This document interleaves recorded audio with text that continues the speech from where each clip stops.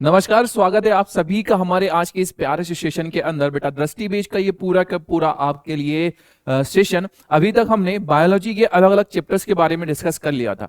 First chapter जो हमारा cell के ऊपर डिपेंडेंट था उसे हमने पूरी तरह से डिस्कस किया। हमने टिश्यू के बारे में हमने पूरा के पूरा डिस्कस किया और जीवों के अंदर जो विविधता है, मतलब कि अलग अलग तरह के जो जीव हैं, प्लांट है या फिर जो जंतु है, एनिमल्स हैं, इन्हें हम अलग अलग भागों में बांटते हैं। इससे संबंधित हमने जीवों में विविधता जो हमारा चैप्टर था उसको भी क्या किया है, कंप्लीट किया है। आज के इस सेशन में बेटा हम स्टार्ट कर रहे हैं। हमारा जो चैप्टर है, नाम है उसका हमारे पास में क्या, खाद्य संसाधनों में सुधार। खाद्य संसाधनों में सुधार बड़ा ही इंटरेस्टिंग चैप्टर है और यूं कहूं मैं कि ये हमारी डेली लाइफ से रिलेटेड हमारा पूरा की पूरा ये चैप्टर है। हमारी डेली लाइफ से रिलेटेड पूरा की पूरा हमारा चैप्टर है। इसके अंदर हम देखते हैं कि किस तरह से अलग अलग तरह से हम खाद्य संसाधनों को, खाद्य संसाधन मतलब क्या, हमारे भोजन से संबंधित चीजों को, फसलों को या फिर अलग अलग उत्पादों को क्या करते हैं, बढ़ावा देते हैं। उनके किस तरह से उनका उत्पादन करते हैं, उनमें किस तरह से परिवर्तन लेकर के आते हैं, इन सारी चीजों को हम इस चैप्टर के अंदर क्या करते हैं, पढ़ते हैं। तो स्टार्ट करेंगे हमारा आज का ये प्यारा सा सेशन, ये प्यारा सा हम लेक्चर हमारे चैप्टर खाद्य संसाधनों में सुधार को लेकर। ठीक है, चलिए। बहुत इंटरेस्टिंग सा चैप्टर है और बहुत सरल सा चैप्टर है। टॉपिक्स टू बी कवर्ड में क्या आने वाले हैं, तो बेटा ये पूरा चैप्टर हमारा वन शॉट रहने वाला है। ठीक है, पूरा की पूरा जो चैप्टर है हमारा वो किस तरह से रहेगा, वन शॉट रहेगा। तो टॉपिक्स तो इसमें कुछ अलग से है नहीं, लेकिन पूरा जो चैप्टर है उसे हम एक इस अकेले सेशन में क्या कर लेंगे, कंप्लीट कर देंगे। ठीक है, अब मेरी बातों को जरा ध्यान से सुनिएगा। सबसे पहली चीज तो हमारे पास में ये जो चैप्टर का नाम आया है, खाद्य संसाधनों में सुधार, इसका मतलब क्या है, तो बेटा खाद्य संसाधन मतलब हमारे भोजन की आवश्यकता से संबंधित जितनी भी चीजें होती हैं, जितने भी उत्पाद होते हैं, उन्हीं को हम क्या बोल देते हैं, खाद्य संसाधन बोल देते हैं। जैसे उदाहरण के तौर पर हम गेहूं की रोटी खाते हैं, हम फल फ्रूट्स खाते हैं, या फिर जो नॉन वेजिटेरियंस होते हैं वो फिश वगैरह का सेवन करते हैं, फिश वगैरह को अगर खाते हैं, तो ये खाने से संबंधित, भोजन से संबंधित हमारी जितने भी उत्पाद हैं, ये हमारे क्या है, खाद्य संसाधन है। तो इन खाद्य संसाधनों के लिए हम कैसे कुछ प्रयास करें जिसके लिए क्या हो जाए, इनका उत्पादन बढ़ जाए, इनकी क्वालिटी क्या हो जाए, बढ़ जाए, इनके अंदर अच्छे पोषक पदार्थ की उपलब्धता हो जाए और इनका प्रोडक्शन बढ़ जाए। इसी के बारे में हम क्या करते हैं, इस पूरे की पूरे चैप्टर की चर्चा करते हैं। इस पूरे की पूरे चैप्टर के अंदर सबसे पहला जो हमारे पास में टॉपिक निकल करके आता है वो कुछ इस तरह से है कि जो हमारी अलग अलग फसल होती है ना बेटा,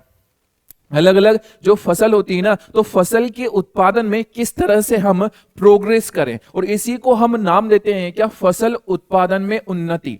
जो अलग अलग प्रकार की फसलें हैं, इनका उत्पादन किस तरह से बढ़ाया जाए, ये किस तरह से इसका उत्पादन बढ़े, इसकी हम क्या करने वाले हैं, चर्चा करने वाले हैं। तो जरा ध्यान से सुनिएगा मेरी बात को। सबसे पहली चीज तो आपको ये पता होना चाहिए कि हम जो भी भोजन खाते हैं उस भोजन के अंदर बेटा बहुत सारी चीजें होती है। भोजन के अंदर बहुत सारी चीजें होती है। जैसे उदाहरण के तौर पर आप जो भोजन खा रहे हो उसके अंदर आपको मिलता है क्या, कार्बोहाइड्रेट मिलता है। ठीक है, पहली चीज तो आपको मिलता है क्या, कार्बोहाइड्रेट मिलता है भोजन से। और क्या मिलता है बेटा, आपको भोजन से मिलता है प्रोटीन। ठीक है, आपको भोजन से मिलता है प्रोटीन। और क्या मिल सकता है सर जी, प्रोटीन के अलावा हमें मिलता है क्या, वसा, या फिर इसी को हम बोलते हैं क्या, फैट बोल देते हैं। फैट के साथ में हमें मिलता है क्या बेटा, विटामिन हो गए। ठीक है, विटामिन, या हमने कहा हमें मिल रहे हैं क्या, खनिज मिल रहे हैं। तो ये सारी की सारी चीजें हमें किससे मिलती है, भोजन से मिलती हैं। कार्बोहाइड्रेट, प्रोटीन, वसा और विटामिन, खनिज, ये सारी चीजें हमें मिलती हैं किससे, हमारे भोजन से मिलती हैं। तो हम जो भी चीजें खा रहे हैं, हम जो भी अनाज खा रहे हैं, उनमें या तो कार्बोहाइड्रेट होगा, या तो प्रोटीन होगा, या तो वसा होगा, या फिर हमें क्या देखने को मिलेगा, विटामिन देखने को मिलेगा। उदाहरण के तौर पर यदि हम बात करें कि अगर आप गेहूं की रोटी खा रहे हैं, तो गेहूं की रोटी से आपको क्या मिल रहा है बेटा, आपको मिल रहा है कार्बोहाइड्रेट मिल रहा है। अगर आप गेहूं नहीं खा रहे हैं, आप मक्के की रोटी खा रहे हैं, ठीक है, मक्के की रोटी खा रहे हैं मतलब मक्का खा रहे हैं, मक्के से भी क्या मिलेगा, कार्बोहाइड्रेट खा रहे हैं। आप बाजरा की हम बात करें या फिर हम बात करें किसकी बेटा, ज्वार की अगर हम बात करें, इन सबसे हमें क्या मिल जाता है, कार्बोहाइड्रेट मिलता है। इसके अलावा हमें तो रोटी खाने का मन नहीं है, हमें दाल चावल खाना है, तो चावल से बेटा क्या मिलता है, चावल से भी कार्बोहाइड्रेट मिलता है। तो गेहूं, मक्का, बाजरा, ज्वार और चावल ये ऐसी चीजें हैं जिनसे कि हमें क्या प्राप्त होता है, कार्बोहाइड्रेट होता है। लेकिन हमारी बॉडी को सबसे ज्यादा रिक्वायरमेंट होती है किसकी, इस प्रोटीन की रिक्वायरमेंट होती है। और प्रोटीन की अगर हम बात करें तो ये हमें किससे प्राप्त होता है बेटा, प्रोटीन हमेशा ध्यान रखना दालों से प्राप्त होता है। जो दलहनी फसलें होती हैं, दलहनी फसलें हम उन्हें बोलते हैं जिनसे कि दाल का निर्माण होता है। उदाहरण के तौर पर चना जो होता है, चने से चने की दाल बनती है, तुअर से तुअर की दाल बनती है, उड़द से उड़द की दाल बनती है। तो ये जो भी दाल वाली फसलें हैं इनसे हमें क्या मिलता है, प्रोटीन मिलता है। ठीक है, तो उदाहरण के तौर पर हमारे पास में आता है क्या बेटा, चना हो गया है। ठीक है, चने की हम बात कर रहे हैं, हम मटर की बात कर रहे हैं, हम बात कर रहे हैं किसकी, अरहर की बात कर रहे हैं। ठीक है, अरहर की हम बात कर रहे हैं, या फिर हमने कहा है क्या हमारे पास में आता है मसूर। इन सब से हमें क्या देखने को मिलता है, प्रोटीन मिलता हुआ देखने को मिलता है। ठीक है, तो कार्बोहाइड्रेट के अलग फसलें हो गए हैं, प्रोटीन की हमारे पास में क्या हो गई है, अलग अलग फसलें हो चली है। इसके अलावा यदि हम बात करें कि आपकी जो सोयाबीन होती है, या फिर जो मूंगफली होती है, या सरसों का जो साग खाते हो आप, सरसों के जो बीज यूज किए जाते हैं, इन सब से, सरसों का जो तेल बनता है, इन सब से हमें क्या मिलता है बेटा, वसा की प्राप्ति होती है। ठीक है, वसा की प्राप्ति होती है। तो कुछ अलग अलग हमारे पास में क्या होते हैं, बीज होते हैं। इन बीजों से क्या निकलता है, तेल निकलता है। जैसे कि आप देखते हैं कि भाई एक हमारे पास में एक सोया ऑयल होता है, एक मूंगफली का तेल होता है, मूंगफली का तेल, या फिर सरसों का भी हम क्या निकालते हैं, तेल निकालते हैं। तो ये जो अलग अलग चीजें होती हैं, जो तेल वाले हमारे पास में बीज होते हैं, ठीक है, तेल वाले बीज की हम बात करें, जैसे सोयाबीन, मूंगफली, तिल हो गया, अरंड हो गया, सरसों हो गया, अलसी और सूरजमुखी की अगर हम बात करें तो इससे हमें क्या मिलता है बेटा, वसा की प्राप्ति होती है, आवश्यक वसा इनसे हमें प्राप्त होते हैं। तो ये ध्यान रखना कि सोयाबीन, मूंगफली, तिल, अरंड, सरसों, अलसी, सूरजमुखी, ये सारे के सारे तेल वाले बीज होते हैं। मतलब इनके बीजों को जब बेटा अच्छी तरह से ऐसे पीसा जाएगा, बहुत ज्यादा ऐसे रगड़ रगड़ करके उसको पीसा जाएगा, तो इनसे क्या निकलता है, तेल निकलता है। इन्हीं इसीलिए इन्हें हम बोल देते हैं ये क्या है, तेल वाले बीज है। और तेल वाले बीजों से हमें क्या मिलता है, वसा की प्राप्ति होती है। ठीक है, दूसरी कंडीशन, आप जो भी सब्जियां खा रहे हो, आप जो भी मसाले खा रहे हो, या फिर फल की हम बात करें तो इससे हमें क्या मिलता है बेटा, विटामिन मिलता है और खनिज लवण मिलता है। ठीक है, विटामिन और खनिज लवण की हमें इनसे प्राप्ति होती है। और ये भी विटामिन और खनिज लवण भी हमारे भोजन के मुख्य मुख्य मुख्य क्या होते हैं, हमारे आवश्यक चीजें होती हैं, भोजन की मुख्य आवश्यक चीजें होती है। लेकिन एक चीज बड़ी इंपॉर्टेंट मैं बता दूं कि सब्जी, मसाले या फिर जो फल होते हैं ना, इसमें भरपूर रूप से विटामिन और खनिज तो होता है, इसके अलावा इनमें बेटा और भी चीजें देखने को मिलती है, जैसे कि प्रोटीन भी हो सकता है कुछ मात्रा में, वसा भी हो सकता है और कार्बोहाइड्रेट भी हो सकता है। उदाहरण के तौर पर आप जो फल खाते हो, फल आपको मीठा इसलिए लगता है क्योंकि उसके अंदर क्या होता है, फ्रुक्टोज होता है। फ्रुक्टोज क्या है, फ्रुक्टोज एक तरह का कार्बोहाइड्रेट है। तो फलों से आपको विटामिन और खनिज तो मिल रहा है, उसके अलावा इनसे हमें क्या मिलता है बेटा, कार्बोहाइड्रेट भी मिलता है, कुछ अमाउंट में प्रोटीन भी हमें मिलता है इनसे। ठीक है, तो ये अलग अलग हमारे पास में क्या है, फसलें हैं, और अलग अलग फसलों से हमें अलग अलग क्या मिल रहे हैं, पोषक पदार्थ हमें मिल रहे हैं। लेकिन सिर्फ फसलों का हमारे खाने के लिए यूज नहीं होता। फसलों का या फिर अलग अलग प्लांट का यूज जो होता है ना, वो अलग अलग जानवरों के लिए भी किया जाता है। ठीक है, अब कोई भी अगर जानवर है तो उसे हम गेहूं नहीं खिलाते, हम मक्का नहीं खिलाते, बाजरा नहीं खिलाते, उनके लिए बेटा अलग तरह की क्या होती है, फसलें होती हैं। उदाहरण के तौर पर हमारे पास में एग्जाम्पल आता है क्या, वर्सिम या फिर जई, और एक सूडान घास करके हमारे पास में नाम आता है। तो जो वर्सिंग होता है ये ग्रीन कलर का पूरा की पूरा होता है, और इसको स्पेशली लगाया ही जाता है जो भैंस होती है ना उन्हें खिलाने के लिए। क्यों, वर्सिम के अंदर बहुत ज्यादा ऐसी चीजें होती है जो कि भैंसों के डेवलपमेंट के लिए या फिर उनमें दूध अच्छा बने, मिल्क अच्छा बने, इसके लिए क्या होता है, जरूरी होता है। तो वर्सिम, जई या फिर जो सूडान घास होती है बेटा, ये यूज किया जाता है किसके लिए, एनिमल्स के लिए। इसलिए इन्हीं को हम बोल देते हैं ये क्या है बेटा, हमारी चारा फसलें होती है। ठीक है, चारा फसलें जो जानवर होते हैं वो क्या खाते हैं, चारा खाते हैं। लेकिन चारा मतलब कोई ऐसा वैसा चारा नहीं खाएंगे, ऐसा वैसा ये कोई भी पौधा नहीं खाएंगे, ये स्पेशल वैरायटी का पौधा जैसे कि वर्सिम, जई और सूडान घास को ये क्या करेंगे, खाएंगे। तो उन्हें ज्यादा अच्छी मात्रा में क्या मिलेंगे, पोषक पदार्थ, और अच्छी मात्रा में पोषक पदार्थ मिलेंगे तो ये हमारे लिए ज्यादा फायदेमंद होता है। ठीक है, तो फसल उत्पादन में उन्नति मतलब हमारे लिए आवश्यकता अनुसार जो अलग अलग फसलें हैं जिसमें से किसी से कार्बोहाइड्रेट मिलता है, किसी से प्रोटीन, किसी से वसा, और किसी से हमें विटामिन और खनिज मिलते हैं। तो इन फसलों के उत्पादन में हमें क्या करना है, सुधार करना है।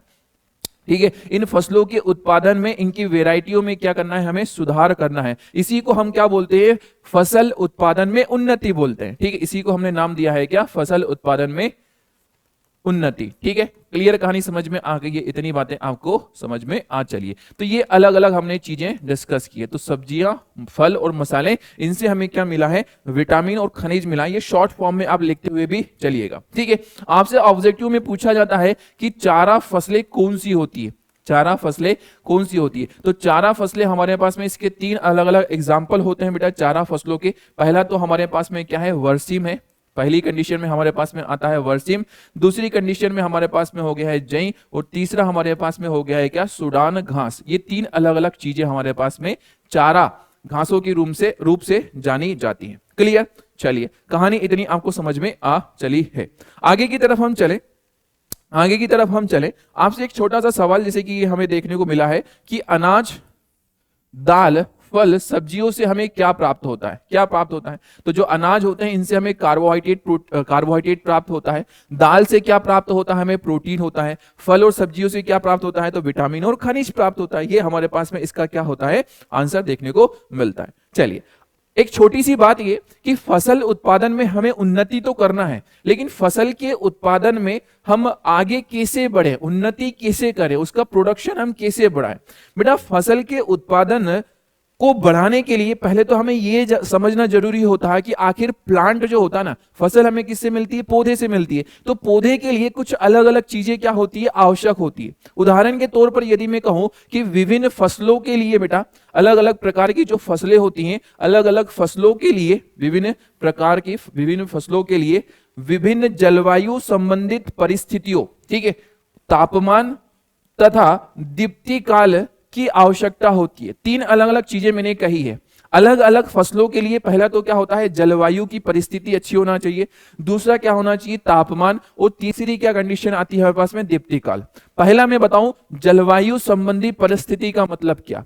कोई भी फसल की क्वालिटी या फसल का उत्पादन इस बात पर निर्भर करता है कि उस एरिया के अंदर किस तरह से बारिश हो रही है, कितनी बारिश हो रही है, वहां का मानसून या फिर वहां का जो पूरा की पूरा जलवायु है, जलवायु मतलब वहां का पूरा एटमॉस्फेयर किस तरह से है, वहां कितनी बारिश हो रही है, कितना गर्मी पड़ रही है, ये बात बहुत ज्यादा क्या होती है, इंपॉर्टेंट होती है। पहली चीज तो हमने कहा कि फसल उत्पादन के लिए हमारे पास में पहली जो इंपॉर्टेंट चीज है वो क्या देखने को मिली है, जलवायु संबंधी परिस्थितियां।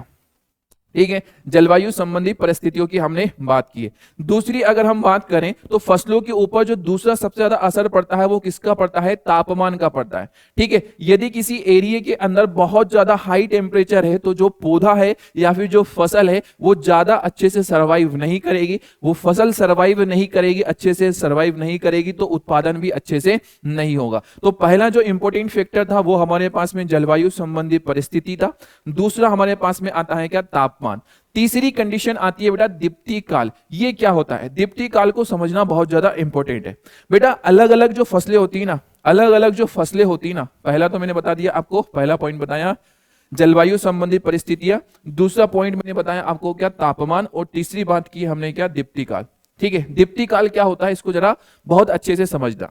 दीप्ति काल का मतलब ये होता है बेटा कि किसी भी फसल को कितनी देर के लिए सनलाइट मिल रहा है और कितनी देर के लिए उसको सनलाइट नहीं मिल रहा है, ये बहुत ज्यादा क्या होता है, इंपॉर्टेंट होता है। आपने कभी इस बात को नोटिस किया हो या ना किया हो, लेकिन हमारे जो फार्मर्स है या फिर हमारे जनरली हम भी बहुत से बच्चे ऐसे होंगे जो फार्मिंग वाले, जो एग्रीकल्चर बैकग्राउंड से बिलोंग करते हैं, तो हमारे जो फादर है जब फसल को लगाते हैं ना, तो आप नोटिस करेंगे कि जो चने की खेती होती है ना, जो चना लगता है ना, वो हमेशा ठंड के टाइम में ही लगता है। ठीक है, चना और जो गेहूं होता है वो हमेशा ठंड वाला जो समय होता है, सीजन होता है, उसी में लगता है। आखिर ऐसा क्यों, कभी नोटिस किया आपने? इसके पीछे रीजन ये है बेटा कि चना और जो हमारा गेहूं है, इन दोनों को ठंड वाला जो सीजन है ना, वही क्या होता है, सूट करता है। क्यों ठंड वाला सीजन क्यों सूट करता है? उसके पीछे रीजन ये है कि ठंड वाले समय के अंदर हमारी अर्थ के ऊपर सनलाइट की प्रेजेंस और अब्सेंस का एक फिक्स ड्यूरेशन होता है। ठीक है, आपने सुना होगा कि ठंड के समय में जो दिन होते हैं वो थोड़े से क्या हो जाते हैं, छोटे हो जाते हैं। दिन छोटे हो गए मतलब सूर्य का प्रकाश जो होगा वो कम समय के लिए उपलब्ध रहेगा, वो थोड़ा सा लो इंटेंसिटी वाला प्रकाश उपलब्ध रहेगा, ऐसा ही होता है। तो दीप्ति काल का एक सीधा सिंपल सा मतलब ये कि पौधे को सनलाइट की प्रेजेंस और अब्सेंस ये एक फिक्स मात्रा में चाहिए, एक फिक्स मात्रा में चाहिए। ने कहा कि भाई 8 घंटे के लिए किसी किसी फसल को 8 घंटे के लिए क्या चाहिए, सनलाइट चाहिए। ठीक है, 8 घंटे के लिए क्या चाहिए, सनलाइट चाहिए। अगर 8 से ज्यादा मिला या 8 से कम मिला तो उस फसल के अंदर फ्लावर आने में, फूल आने में, फल आने में क्या होगी, प्रॉब्लम होगी। उसको फिक्स सनलाइट का टाइम है कि भाई इतना सनलाइट मुझे मिलना चाहिए इतनी देर के लिए, तो अच्छे से फूल आएगा और अच्छे से क्या आएंगे, फल आएंगे। यदि उस टाइम पीरियड में कोई गड़बड़ हुई तो ना तो अच्छे से फूल आएंगे और ना ही अच्छे से फल आएंगे। तो पौधों को एक फिक्स अमाउंट में लाइट एंड डार्क वाली कंडीशन, मतलब प्रकाश और अंधेरे वाली अवधि की क्या होती है, आवश्यकता होती है। इसी को हम बोल देते हैं क्या, दीप्ति काल हमारे पास में इसका नाम होता है। इसी का हमारे पास में क्या होता है, दीप्ति काल नाम होता है। तो ये 3 अलग अलग चीजें होती हैं और इन 3 अलग अलग चीजों के ऊपर ही जो अलग अलग फसल है ये क्या करती है, डिपेंड करती है। ठीक है, कहानी समझ में आ गई। इन तीनों चीजों से उस फसल की बेटा क्या होती है, उन्नति या फिर उसकी जो वृद्धि होती है वो क्या होती है, अच्छे से होती है। क्लियर, कहानी समझ में आ गई।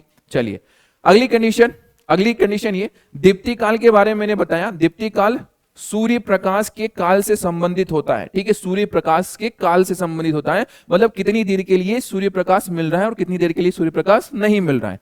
पौधों में पुष्पन मतलब क्या होता है, फूल का आना।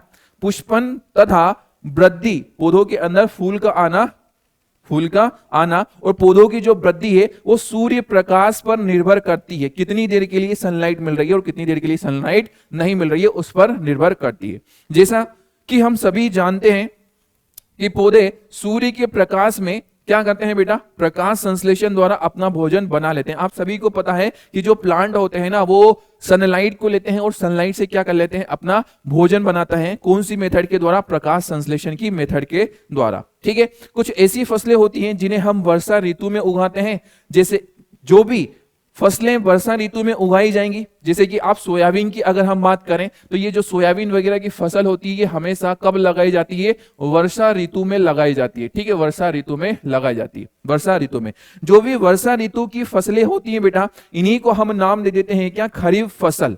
इनका नाम हो जाता है क्या, खरीफ फसल, खरीफ।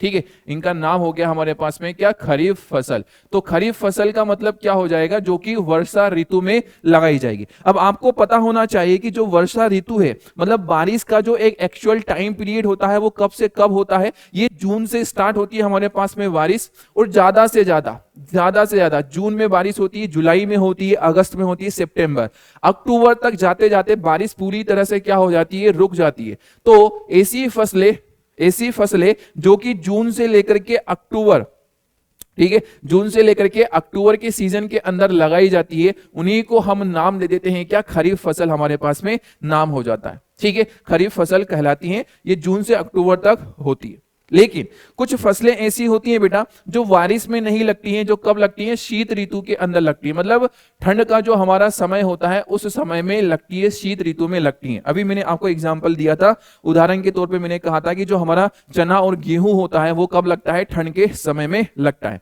तो ये जो फसलें होती है बेटा, इन फसलों को हम नाम दे देते हैं क्या, रबी की फसल। ये कौन सी फसल होती है, रबी फसल होती है, जो कि कब लगती है हमारे पास में, शीत ऋतु के अंदर लगती है। शीत ऋतु का समय क्या होता है, तो आप देखेंगे कि नवंबर के मौसम से ठंड पड़ना स्टार्ट होती है नवंबर से, और नवंबर से ठंड पड़ते जनवरी, फरवरी, मार्च तक जाकर के क्या होती है, ठंड पड़ती है। लेकिन फिर भी हम बोलते हैं कि अप्रैल तक का जो समय होता है ना, वो किसके लिए होता है, रबी फसल के लिए होता है। क्योंकि जो फसलें होती हैं लगभग अप्रैल में ही जाकर के क्या होती है, पूरी तरह से इनकी कटाई वगैरह की जाती है। क्लियर। तो यहां पर हमने देखा कि 2 तरह की फसलें हो गई, एक तो हो गया खरीफ फसल और एक हो गया हमारे पास में क्या, रबी फसल। ठीक है, खरीफ वाली जो थी वो कब लग रही है, वर्षा ऋतु के अंदर लग रही है, जून से लेकर के अक्टूबर तक। और कुछ फसलें जो होते हैं वो शीत ऋतु में लगती हैं, नवंबर से लेकर के अप्रैल तक। और इन फसलों को हमने क्या बोल दिया है, रबी फसल हमने बोल दिया। एग्जाम्पल ध्यान रखना, खरीफ फसल के अंदर आता है हमारे पास में क्या बेटा, एग्जाम्पल इंपॉर्टेंट है, खरीफ फसल के अंदर हमारे पास में आता है क्या, सोयाबीन, सोयाबीन हुआ, अरहर हुआ, मक्का, मूंग, उड़द, ये सारी की सारी क्या होती है, खरीफ फसलें होती हैं। ठीक है, ये खरीफ फसलें होती है। सामान्यतः अगर हम बात करें तो वर्षा ऋतु के मौसम में हम ज्यादातर सोयाबीन को लगाते हैं। ठीक है, ज्यादातर क्या देखने को मिलते हैं, सोयाबीन वगैरह, मक्का वगैरह हमें देखने को मिलती है। गेहूं की हम बात करें, गेहूं, चना और जो मटर होता है बेटा, सरसों, अलसी, ये सारी की सारी कौन सी फसलें होती है, रवि की फसलें होती है। मतलब ये शीत ऋतु के जो हमारा समय होता है उस समय में लगाई जाती है। इस बात को ध्यान रखना। ठीक है, तो ये दो अलग अलग चीजें आपको यहां पे समझ में आई होंगी। मैंने अभी तक आपको क्या क्या बता दिया, मैंने अभी तक आपको बता दिया कि अलग अलग जो फसलें होती हैं इनसे हमें अलग अलग भोज्य पदार्थ प्राप्त होते हैं। कुछ ऐसी फसलें होती हैं जो जानवरों के लिए यूज की जाती हैं, जिन्हें हम चारा फसलें हम बोल देते हैं। और हमने डिस्कस किया कि फसलों के ऊपर तीन चीजों का प्रभाव पड़ता है, एक तो जलवायु संबंधी परिस्थितियों का, तापमान का और दीप्ति काल का। दीप्ति काल क्या होता है ये मैंने आपसे डिस्कस किया। दीप्ति काल का एक सीधा सिंपल सा मतलब ये होता है हमारे पास में कि पौधों को कितनी दिन के लिए धूप मिल रही है और कितनी देर के लिए छांव मिल रही है। मतलब रात का समय धूप कितनी देर के लिए मिल रही है, इससे पौधे के ऊपर, फ्लावर के ऊपर बहुत ज्यादा असर पड़ता है। इस बात को ध्यान रखना। दूसरा हमने डिस्कस किया कि जो प्लांट होते हैं वो दो तरह से हमें फसल देखने को मिलती है, पहला खरीफ और दूसरा क्या हो गया, रबी। खरीफ की फसल कौन सी ऋतु में और रबी की फसल कौन सी ऋतु में लगाई जाती है, इसे बहुत अच्छे से ध्यान रखना। ठीक है, चलिए अब आगे की तरफ चलें। ये तो हमने सामान्य समान सी जरा सी हमने क्या की है, बातें की हैं। इन बातों से हमारे पास में आगे की कहानी कुछ इस तरह से आती है कि इंडिया की अगर हम बात कर रहे हैं ना बेटा, तो भारत में 1952 से लेकर के 2010 तक जो कृषि भूमि थी ना वो कितनी थी, 25% की वृद्धि हो गई थी। स्टार्टिंग में अगर हम बात करें जब देश आजाद हुआ था तब की अगर हम बात करें, तब कम लोग खेती को करते थे, कम लोग क्या करते थे, खेती किसानी को करते थे। लेकिन जैसे जैसे समय आगे बढ़ता हुआ गया, 1952 से लेकर के 2010 तक देखा गया, गवर्नमेंट ने सर्वे करवाया, देखा तो पता चला कि लोगों ने कृषि करना एकदम तेजी से क्या किया है, बढ़ाया है। 25% की क्या हो गई थी, इसके अंदर वृद्धि हो गई थी। ठीक है, और इसके साथ साथ जो अन्न की पैदावार थी, ठीक है, अन्न की मतलब जो अनाज की जो पैदावार थी, इसमें हमें 4 गुना वृद्धि देखने को मिली। आप समझ रहे हो, मतलब जितना अनाज पहले प्राप्त होता था आजादी के समय पर, उससे 4 गुना अनाज अब क्या होने लगा, प्राप्त होने लगा। ये कंडीशन हमें देखने को मिली। लेकिन सवाल यही आया कि आखिर ये जो पैदावार है इसमें उन्नति कैसे हो गई थी। ठीक है, पैदावार में अचानक से ये उन्नति कैसे हो गई थी, तो बेटा पैदावार के अंदर उन्नति होने के बहुत सारे रीजन थे। गवर्नमेंट ने बहुत सारी ऐसी चीजों को अप्लाई किया जिससे कि खेती के अंदर बहुत सारी पैदावार जो है वो क्या हो गई है, बढ़ गई है। एक समय था कि जब ज्यादा अलग अलग तरह की वैरायटीज नहीं मिलती थी, मतलब बीजों की अलग अलग वैरायटी, फसलों की अलग अलग वैरायटीज नहीं थी, लेकिन गवर्नमेंट ने क्या किया, अलग अलग तरह की वैरायटीज के ऊपर काम करना चालू किया। अलग अलग कीटनाशक या फिर दवाइयों का भी क्या हुआ, निर्माण होना चालू हुआ। और इन सब की वजह से क्या हुआ था बेटा, पैदावार एकदम से अचानक से क्या हुई थी, बढ़ी थी। अब बात करें यदि हम फसल उत्पादन की, तो फसल उत्पादन के अंदर कुछ अलग अलग, कृषि के अंदर कुछ अलग अलग बातों का हमें क्या करना पड़ता है, ध्यान रखना पड़ता है। ऐसे नहीं है कि जो कृषि है वो एकदम हलवा काम है, ऐसे ही हो जाता ना। इसके अंदर बेटा फुल ऑब्जर्वेशन चलता है। किसान के अंदर जो एक्सपीरियंस रहता है ना, वो एक्सपीरियंस उसकी पैदावार में हमें देखने को मिलता है।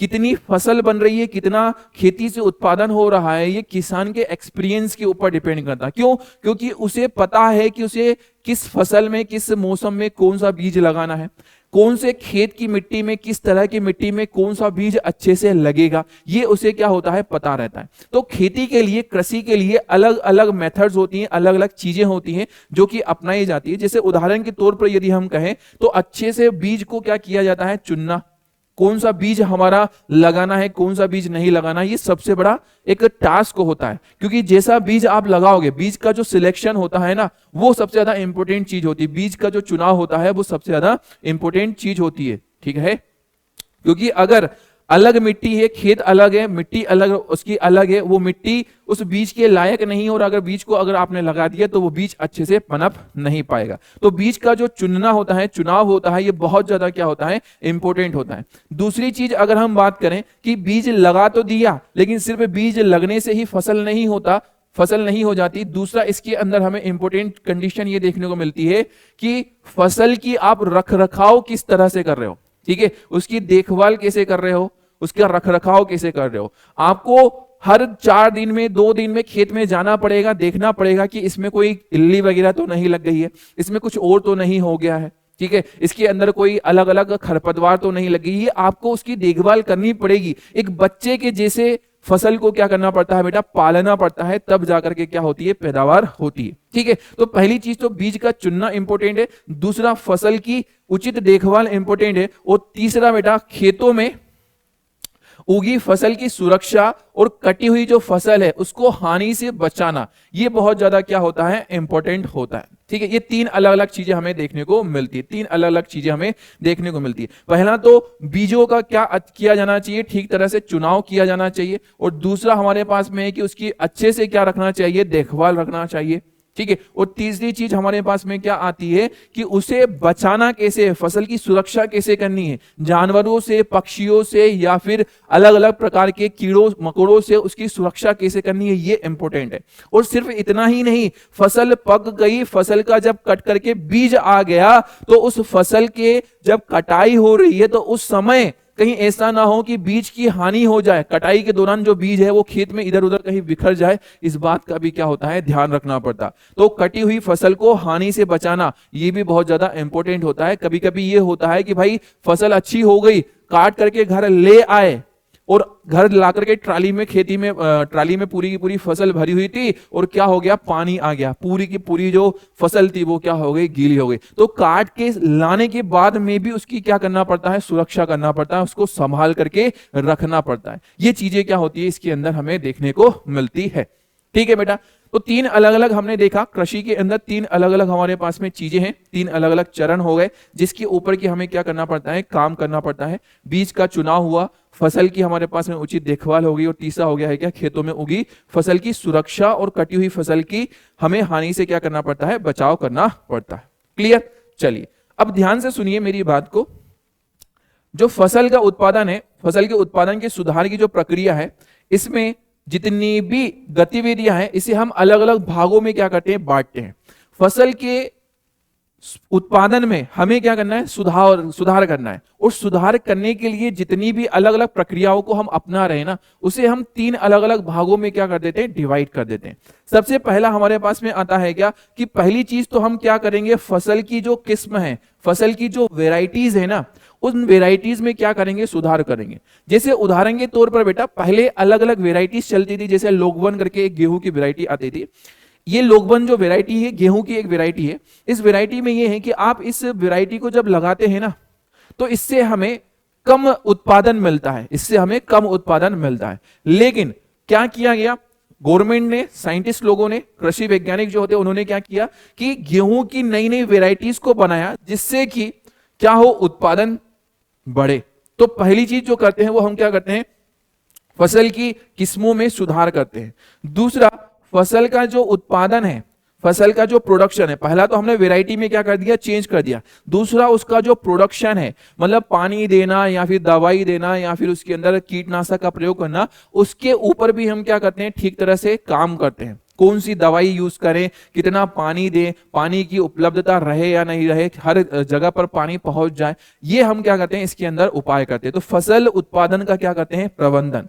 और क्या किया जाता है, फसल की सुरक्षा का प्रबंधन किया जाता है। फसल सुरक्षा प्रबंधन मतलब हमारे पास में वही बात आ गई कि भाई उसमें किस तरह से कितने कीटनाशक का उसमें उपयोग किया जाए, कैसे उन्हें अलग अलग कीटनाशक, मतलब हमारे जो पक्षी होते हैं या फिर जो इल्ली वगैरह होती हैं या फिर जो अलग अलग प्रकार के हमारे पास में कीड़े मकोड़े होते हैं, उससे उसे कैसा बचाया जाए, ये 3 अलग अलग हमारे पास में क्या होते हैं, इसमें चरण देखने को मिलते हैं।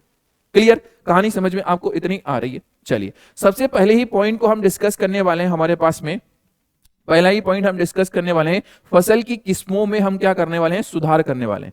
फसल की जो किस्म है या फिर जो फसल की अलग अलग वेराइटीज है, आखिर इसके अंदर सुधार कैसे किया जाता है, अलग अलग वेराइटी को बनाया कैसे जाता है, इनमें सुधार कैसे किया जाता है, ये बड़ी ही इंपॉर्टेंट चीज है। और फसल की किस्मों में जो सुधार है ना बेटा, ये एक साइंटिफिक प्रोसेस है।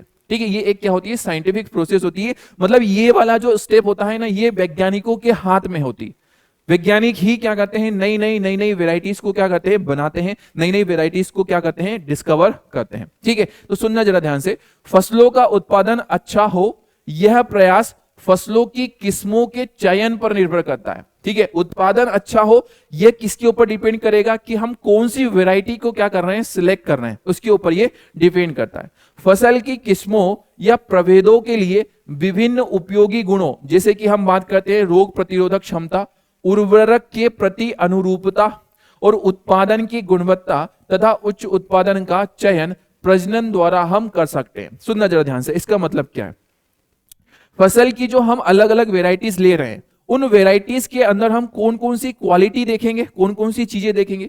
पहली चीज तो हम इसके अंदर देखते हैं कि रोग प्रतिरोधक क्षमता कैसी है। रोग प्रतिरोधक मतलब अलग अलग जो वेराइटीज होती है, जैसे कि कोई भी जो इंसेक्ट होता है ना, कोई भी इल्ली वगैरह होती है ना, वो किसी पौधे के ऊपर लगती है, किसी पौधे के ऊपर नहीं लगती है। ठीक है, इल्ली होती है, अभी जो कीड़े होते हैं, जो अलग अलग कीड़े होते हैं, ये किसी पौधे के ऊपर, किसी फसल के ऊपर लगते हैं और किसी फसल के ऊपर नहीं लगते हैं। तो हमें यही देख करके सिलेक्ट करना है कि भाई इसके ऊपर ज्यादा बीमारियां लगती हैं या फिर इस पौधे के ऊपर, इस फसल के ऊपर ज्यादा बीमारियां लगती है। ये हमें क्या करना पड़ता है, ऑब्जर्वेशन करना पड़ता है कि किसकी रोग प्रतिरोधक क्षमता अच्छी है, कौन सी फसल बीमारियों से बच सकती है। बहुत सारे बैक्टीरिया वायरस जो होते हैं वो भी फसल को खराब कर सकते हैं। इसलिए हम देखते हैं वेराइटी का जब हम सिलेक्शन करते हैं तब कि भाई कौन सी फसल में रोग प्रतिरोधक क्षमता अच्छी है। दूसरा, उर्वरक के प्रति अनुरूपता। अलग अलग प्रकार के हम फर्टिलाइजर यूज करते हैं, तो उन फर्टिलाइजर्स का उसके ऊपर किस तरह से असर होगा, ये भी हम क्या करते हैं, उसके अंदर देखते हैं। देखते हैं।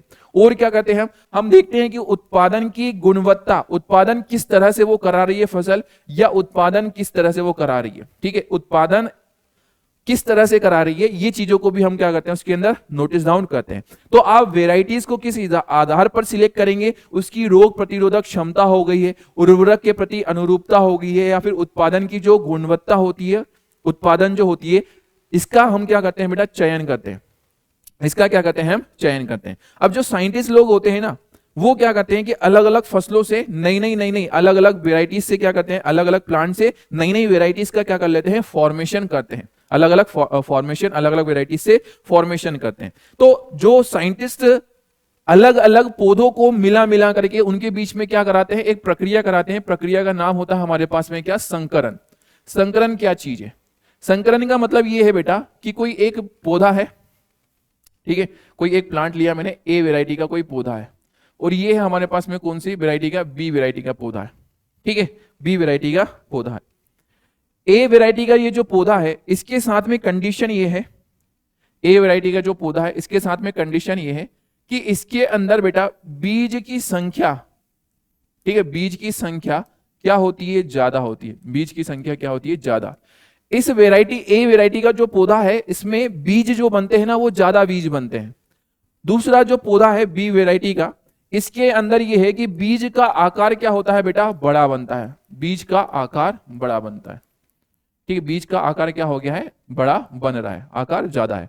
दो वेराइटी है अलग अलग, एक में बीज का नंबर ज्यादा होता है और एक के अंदर बीज का आकार ज्यादा होता है। साइंटिस्ट का यह प्रयास रहता है, वैज्ञानिकों का यह प्रयास रहता है कि इन दोनों फसलों से हम एक ऐसी फसल, दोनों फसलों से हम एक ऐसी फसल बना सकें, एक ऐसी वेराइटी बना सके जिसमें कि बीज की संख्या भी ज्यादा हो, बीज की संख्या भी क्या हो जाए, ज्यादा हो जाए, और बीज का आकार भी क्या हो जाए, उसका ज्यादा, बीज का आकार भी क्या हो जाए, बड़ा हो जाए। मतलब सोच रहे हो आप, देख रहे हो आप, उनका दिमाग देख रहे हो। दो अलग अलग वेराइटीज है, दोनों अलग अलग वेराइटीज की अपनी अपनी खूबियां है, अपनी अपनी क्या है, खूबियां है। तो इन दोनों वेराइटीज की जो दो अलग अलग खूबियां है, इन दोनों खूबियों से एक नई वेराइटी का क्या हो जाए, निर्माण हो जाए। ये चाहते हैं कौन, साइंटिस्ट। और इसके लिए वो अलग अलग प्रक्रियाओं का उपयोग करते हैं। और प्रक्रिया कौन सी होती है, संकरण की प्रक्रिया। कौन सी प्रक्रिया, संकरण की प्रक्रिया हमारे पास में देखने को मिलती है। ठीक है, तो फसल की किस्मों में ऐच्छिक गुणों को संकरण के द्वारा डाला जाता है। हमारी इच्छा के अनुसार उसमें कोई सा अच्छा कैरेक्टर आ जाए, इसके लिए कौन सी प्रक्रिया उपयोग में लाई जाती है, संकरण की प्रक्रिया उपयोग में लाई जाती है। संकरण की जो विधि होती है, ये विभिन्न आनुवांशिक गुणों वाले पौधों में संकरण करवाते हैं। ठीक है, संकरण की जो विधि होती है, इसमें हम क्या करते हैं, दो अलग अलग लक्षण वाले जो पौधे हैं, इनके बीच में क्या कराया जाता है, संकरण कराया जाता है, क्रॉस कराया जाता है। इसका मतलब क्या है, संकरण का मतलब क्या है? आप क्लास 9 के छोटे से बच्चे हो तो संकरण जैसा वर्ड जो है वो आपके लिए थोड़ा सा हैवी है, लेकिन मैं फिर भी इसको सरल भाषा में समझाने की कोशिश कर रहा हूं। सुनना, संकरण का एक सीधा सिंपल सा मतलब ये होता है कि जैसे एक प्लांट है, इस प्लांट के अंदर होता है बेटा मेल गैमेट, और एक दूसरा प्लांट है इसके अंदर होता है फीमेल गैमेट, नर युग्मक, और ये क्या है, मादा युग्मक। युग्मकों के अंदर बेटा क्या होता है, डीएनए, और डीएनए के पास में ही इंफॉर्मेशन होती है, डीएनए के पास में इंफॉर्मेशन होती है कि उसके अंदर किस तरह के लक्षण आएंगे। ये ए वैरायटी है, इसके अंदर बीज की संख्या क्या होती है, ज्यादा होती है, तो इसके डीएनए के अंदर ये इंफॉर्मेशन है कि भैया बीज की संख्या क्या करना है, ज्यादा। ये बी वैरायटी, इसके डीएनए में लिखा हुआ है कि बीज का आकार क्या करना है, हमें अच्छा करना है। तो दोनों के अलग अलग गेमिट्स को लेते हैं, युग्मक को लेते हैं, और दोनों को क्या करते हैं, मिलाते हैं। दोनों युग्मकों के मिलने से हमारे पास में क्या बनता है, एक नया वैरायटी या फिर एक नया पौधा बनता है। तो ये जो स्टेप है ना, इसी को हम क्या नाम दे रहे हैं, संकरण नाम दे रहे हैं। इसी का हमारे पास में नाम होता है संकरण नाम होता है। क्लियर? कहानी समझ में आ गई है?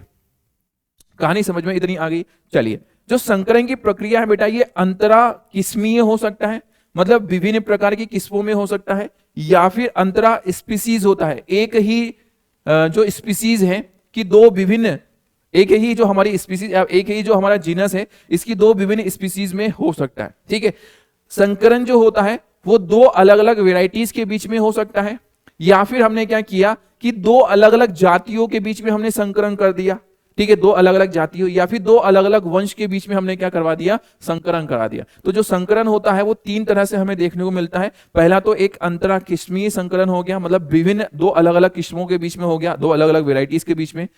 एक हो गया हमारे पास में क्या, अंतरा स्पीसीज हो गया, एक हो गया हमारे पास में क्या, अंतरा स्पीसीज हो गया। तो इस बात को जरा ध्यान रखना।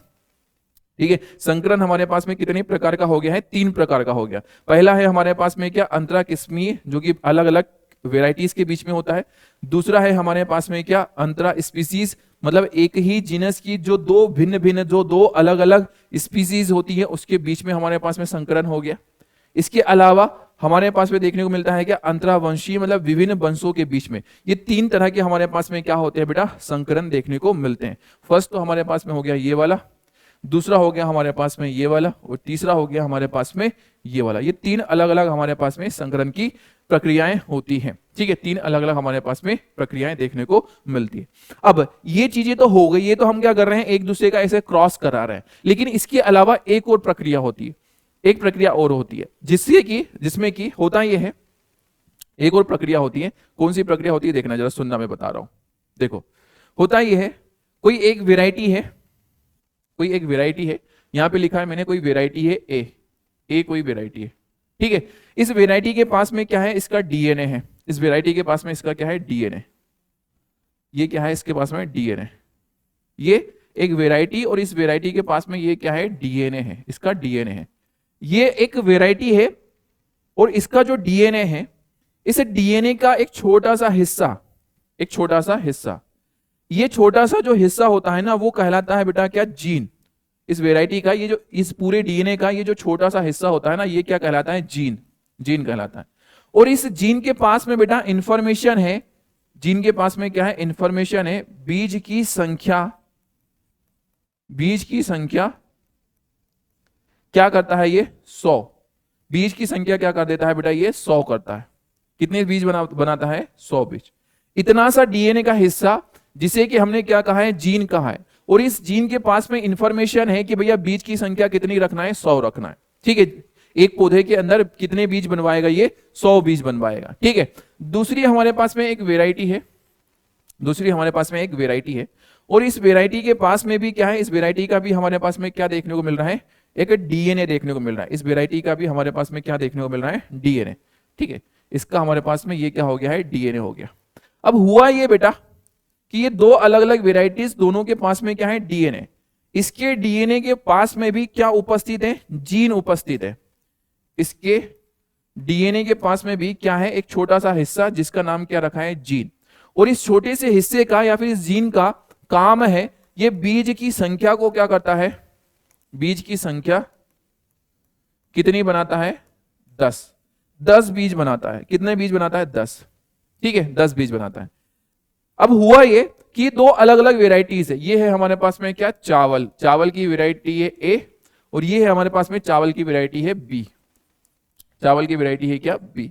इन दोनों वैरायटी में एक छोटा सा डिफरेंस है, एक छोटा सा क्या है? डिफरेंस है।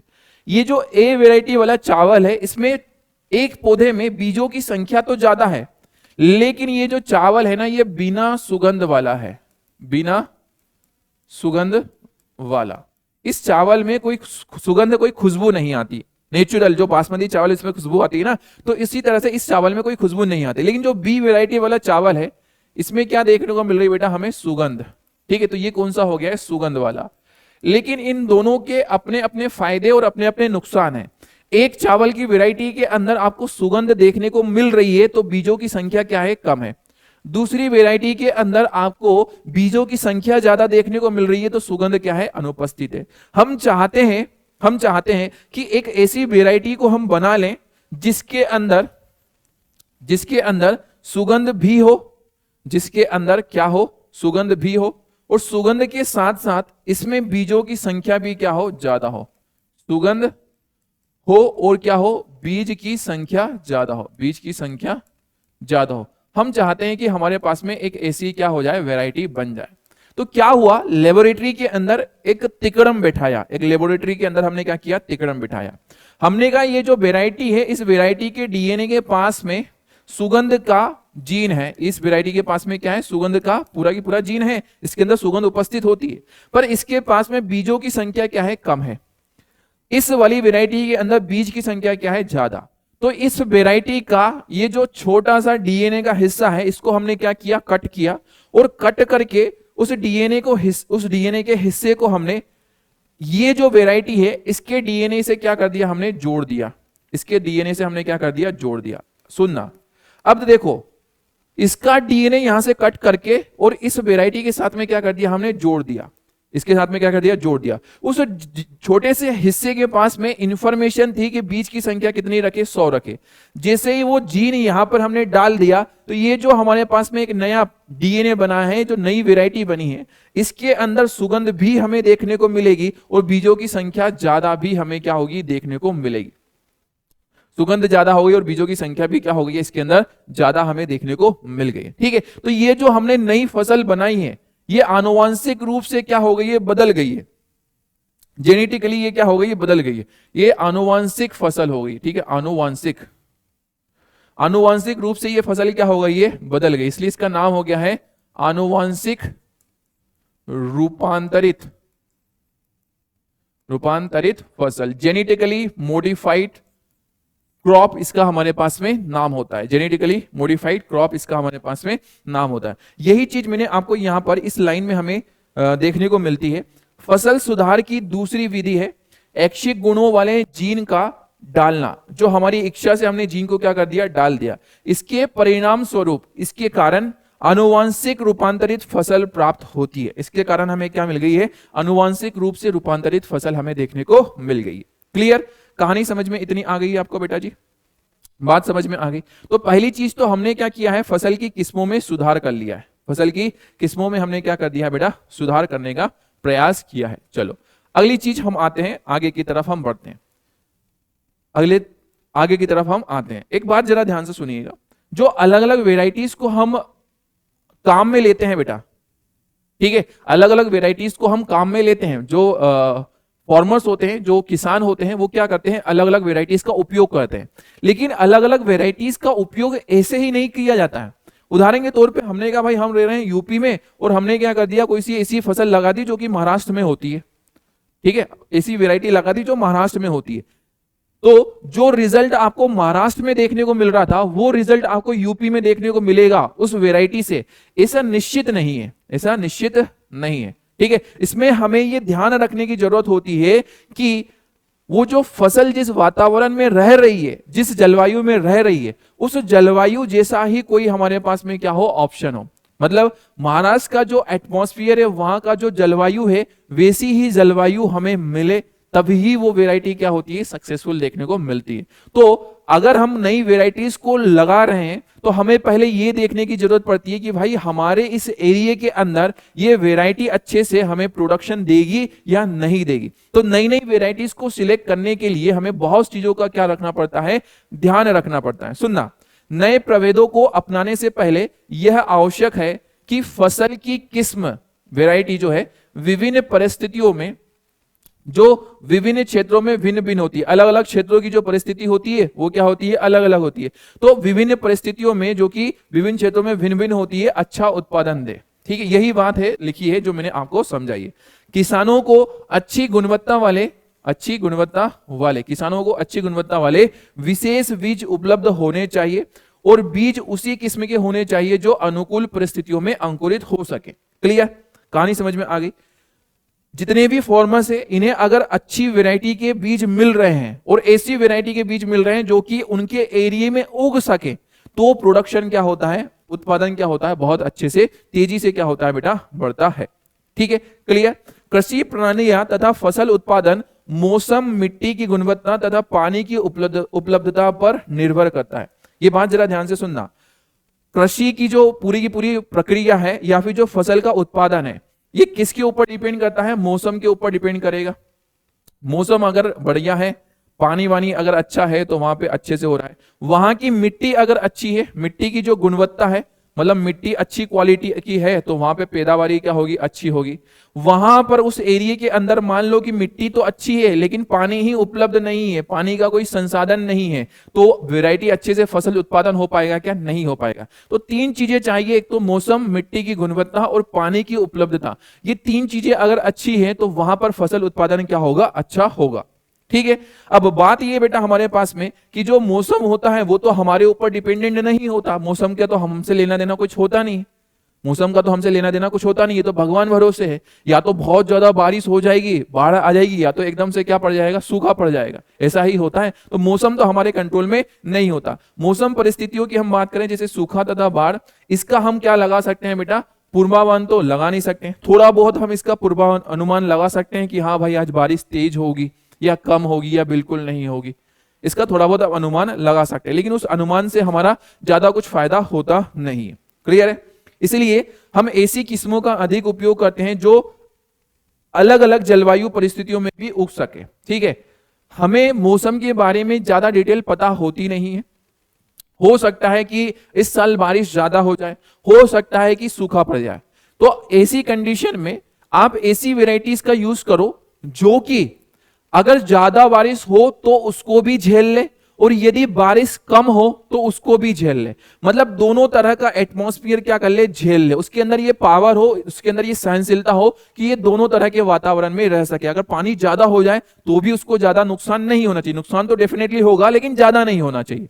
अगर बारिश कम हो तो भी उसको ज्यादा नुकसान ना हो। इस तरह की हमें क्या करना चाहिए, वेराइटीज को सिलेक्ट करना चाहिए। ठीक है बेटा, इसीलिए ध्यान रखना ऐसी किस्में बनाई गई हैं जो कि उच्च लवणीय मिट्टी में भी क्या हो सके बेटा, उग सके, मतलब बहुत ज्यादा सॉल्टी वाटर में भी उग सके। ऐसी अलग अलग वेराइटीज को बनाया गया है। क्लियर।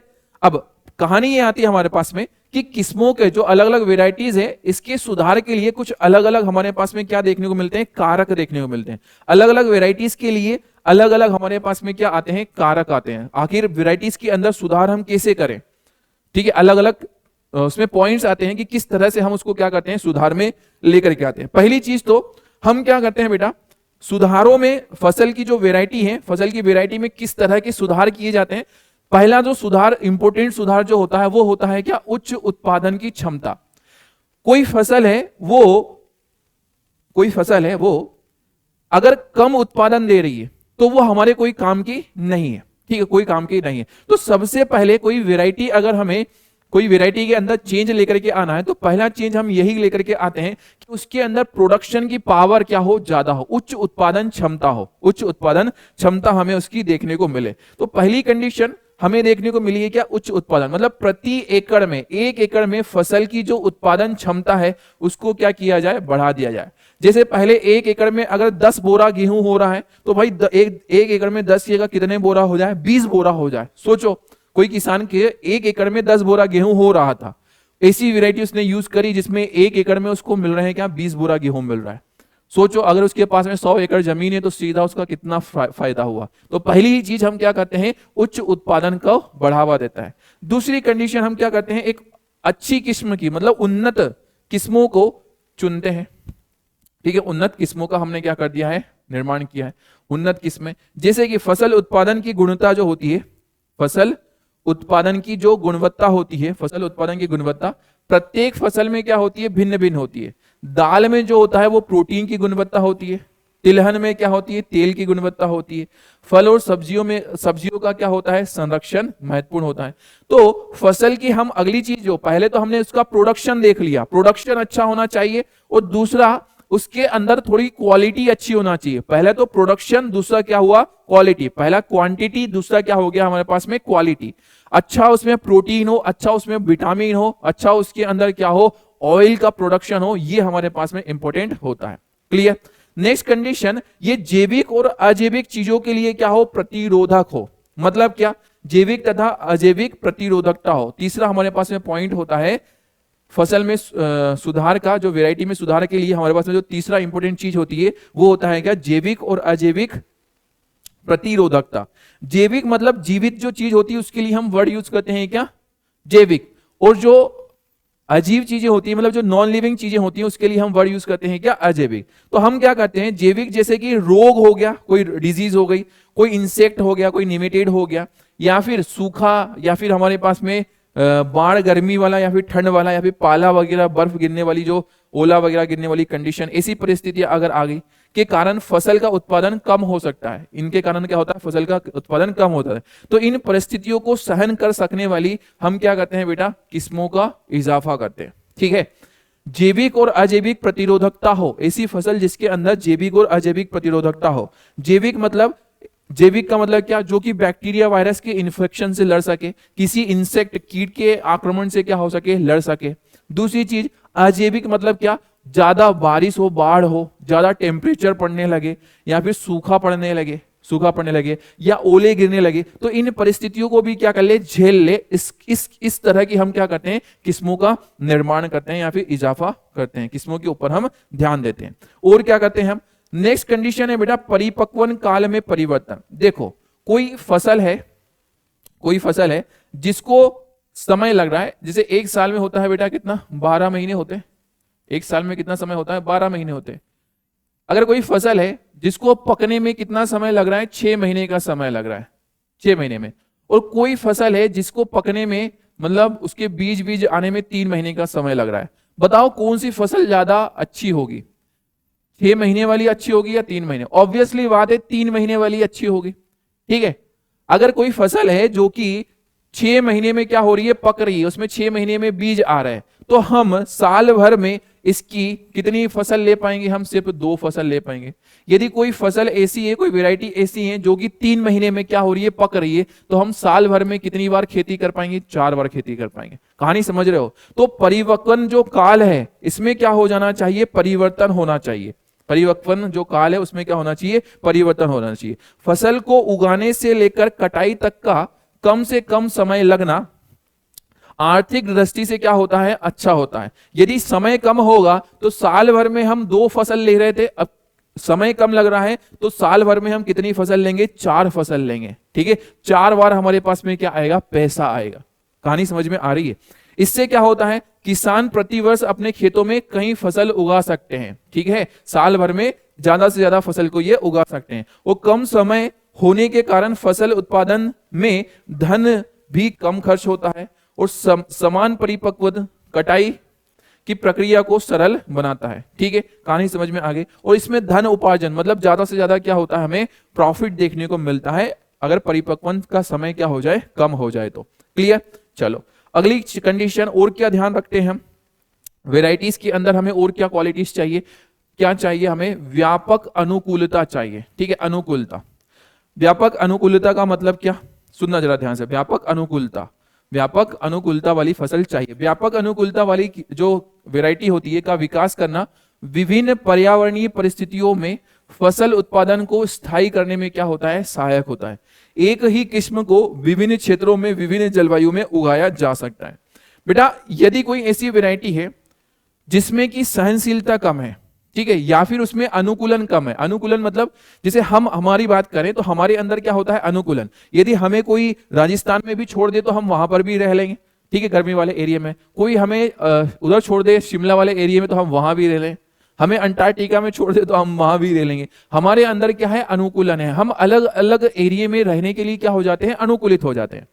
तो वेराइटीज भी कुछ इस तरह की बनाई जाए जो कि अलग अलग जगह पर रहने में क्या हो, अनुकूलित हो, उसमें अनुकूलता हो। इससे क्या फायदा होगा कि एक वेराइटी को हम अलग अलग जगहों पर उगवा सकते हैं, एक वेराइटी को हम अलग अलग जगहों पर उगवा सकते हैं। ये हमें इसमें क्या देखने को मिल सकता है, फायदा देखने को मिल सकता है। तो व्यापक क्या होना चाहिए, अनुकूलता होना चाहिए। क्लियर। नेक्स्ट कंडीशन, और क्या क्वालिटीज होनी चाहिए, ऐच्छिक समस्य विज्ञान गुण, ऐच्छिक समस्य विज्ञान गुण होना चाहिए। इसका मतलब क्या है, सुनना जरा ध्यान से, इसका मतलब क्या होता है। चारे वाली जो फसल होते हैं इसके लिए लंबी तथा सघन शाखाएं ऐच्छिक गुण है।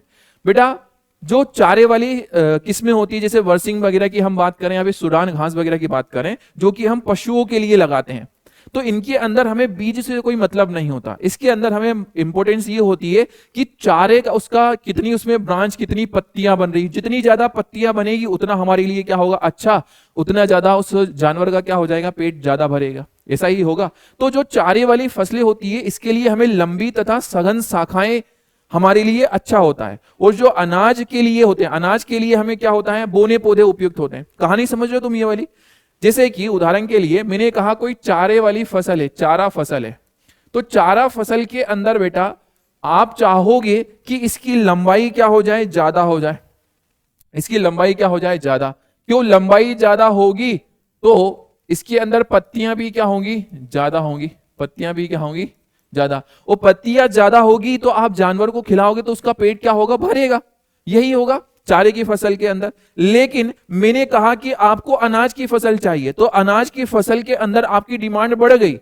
अनाज की फसल को किसान नहीं चाहता कि वो ज्यादा लंबी हो, लंबाई ज्यादा नहीं चाहता, लंबाई से उसको कोई मतलब नहीं है, लंबाई नहीं चाहता, लंबाई से उसको कोई इंपॉर्टेंस नहीं है। क्यों, लंबाई ज्यादा करके क्या होगा बताओ, लंबाई ज्यादा करके क्या होगा, उससे भूसा ही बनेगा, और ज्यादा भूसा बना करके कोई फायदा होगा क्या, कोई फायदा नहीं होगा। तो लंबाई को वो ज्यादा नहीं चाहते, वो क्या चाहते हैं कि इसके अंदर बीज ज्यादा हो, बीज क्या हो, ज्यादा हो। ये हमारे पास में डिफरेंस देखने को मिलता है। तो ऐच्छिक सस्य विज्ञान गुण क्या कहता है कि चारे वाले फसल की लंबाई और उसमें पत्तियां, शाखाएं क्या हो, ज्यादा हो। अनाज के लिए जो फसल हो वो बोने पौधे हो, उसमें लंबाई कम हो, ताकि इन फसलों को उगाने के लिए हमें कम पोषकों की क्या हो, आवश्यकता हो, कम पोषकों की आवश्यकता हो। इस प्रकार सस्य विज्ञान वाली किस्में अधिक उत्पादन प्राप्त करने में क्या होती है, सहायक होती है, अधिक उत्पादन प्राप्त करने में सहायक होती है। क्लियर, कहानी आपको समझ में इतनी आ गई, इतनी चीजें आपको समझ में आ चली है। क्लियर, क्लियर, समझ में आ चली है। चलो आगे की तरफ हम बढ़े। अब हमारे पास में पहला हमने जो पॉइंट था वो डिस्कस किया। पहला पॉइंट कौन सा था, हम किसके बारे में चर्चा कर रहे थे, फसल की किस्मों में सुधार। हम कैसे फसल की वेराइटीज के अंदर क्या करें, सुधार लेकर के आए, कौन कौन से पॉइंट्स हम उसके अंदर इंट्रोड्यूस करें कि उसमें क्या हो जाए, सुधार आ जाए, हम उसकी बात कर रहे थे। दूसरा हमारे पास में पॉइंट आता है क्या, फसल उत्पादन का प्रबंधन। ठीक है, फसल उत्पादन का प्रबंधन की हम बात करने वाले हैं। ठीक है, फसल उत्पादन प्रबंधन की हम बात करने वाले। चलिए तो जरा ध्यान से सुनिएगा मेरी बातों को अब फसल उत्पादन प्रबंधन के बारे में। ठीक है, फसल उत्पादन प्रबंधन की हम बात कर रहे हैं, सुनना जरा ध्यान से। जितने भी कृषि प्रधान देश हैं,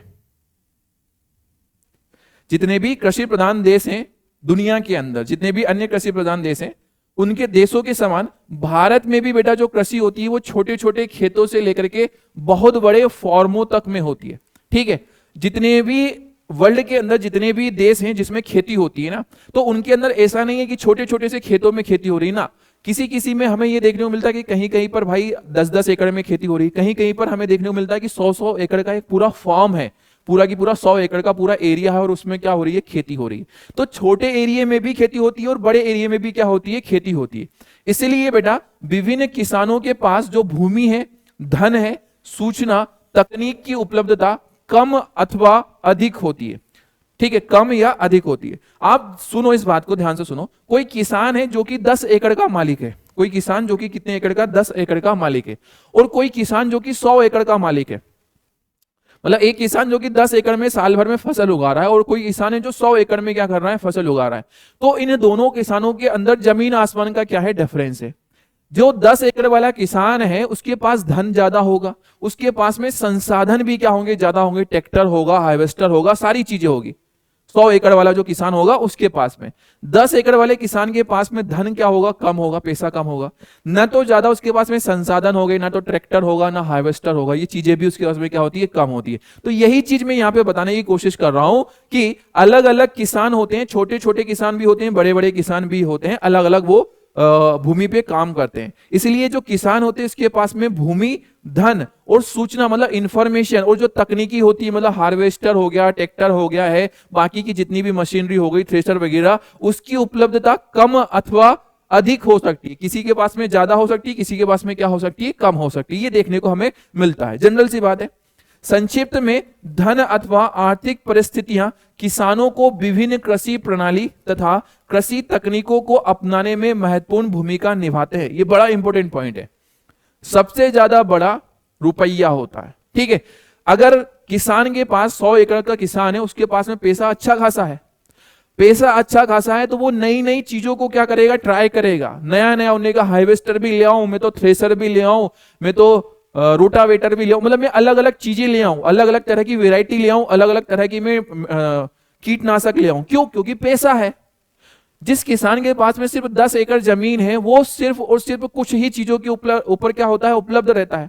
उन्हें कहा भाई अपन तो किराए के ट्रैक्टर से अपनी खेती कर लेंगे, भाई अपन तो अपने किराए के हार्वेस्टर से अपना खेती कर लेंगे। तो जो पैसा होता है ना, जो धन होता है ना, वो किसानों के बीच में अलग अलग तकनीकों को लाने के लिए, अलग अलग तकनीक अपनाने के लिए क्या होता है, बहुत ज्यादा जरूरी होता है। यही चीज मैंने कहा है कि धन अथवा जो आर्थिक परिस्थितियां होती हैं वो किसानों को विभिन्न कृषि प्रणाली तथा कृषि तकनीकों को अपनाने में क्या करता है, महत्वपूर्ण भूमिका निभाता है।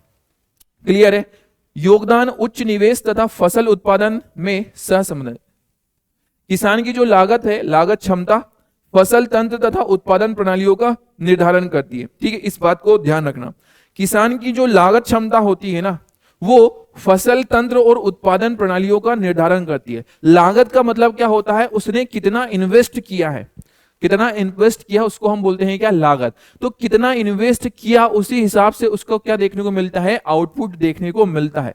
लागत का मतलब कितना उसने इन्वेस्ट किया, कितना उसने पैसा लगाया। ठीक है, इसलिए जो उत्पादन प्रणालियां होती हैं में विभिन्न स्तर की हो सकती है। उत्पादन प्रणालियां बहुत सारे अलग अलग स्तरों की हो सकती है। जैसे कि हमारे पास में एक उत्पादन प्रणाली होती है क्या, बिना लागत उत्पादन।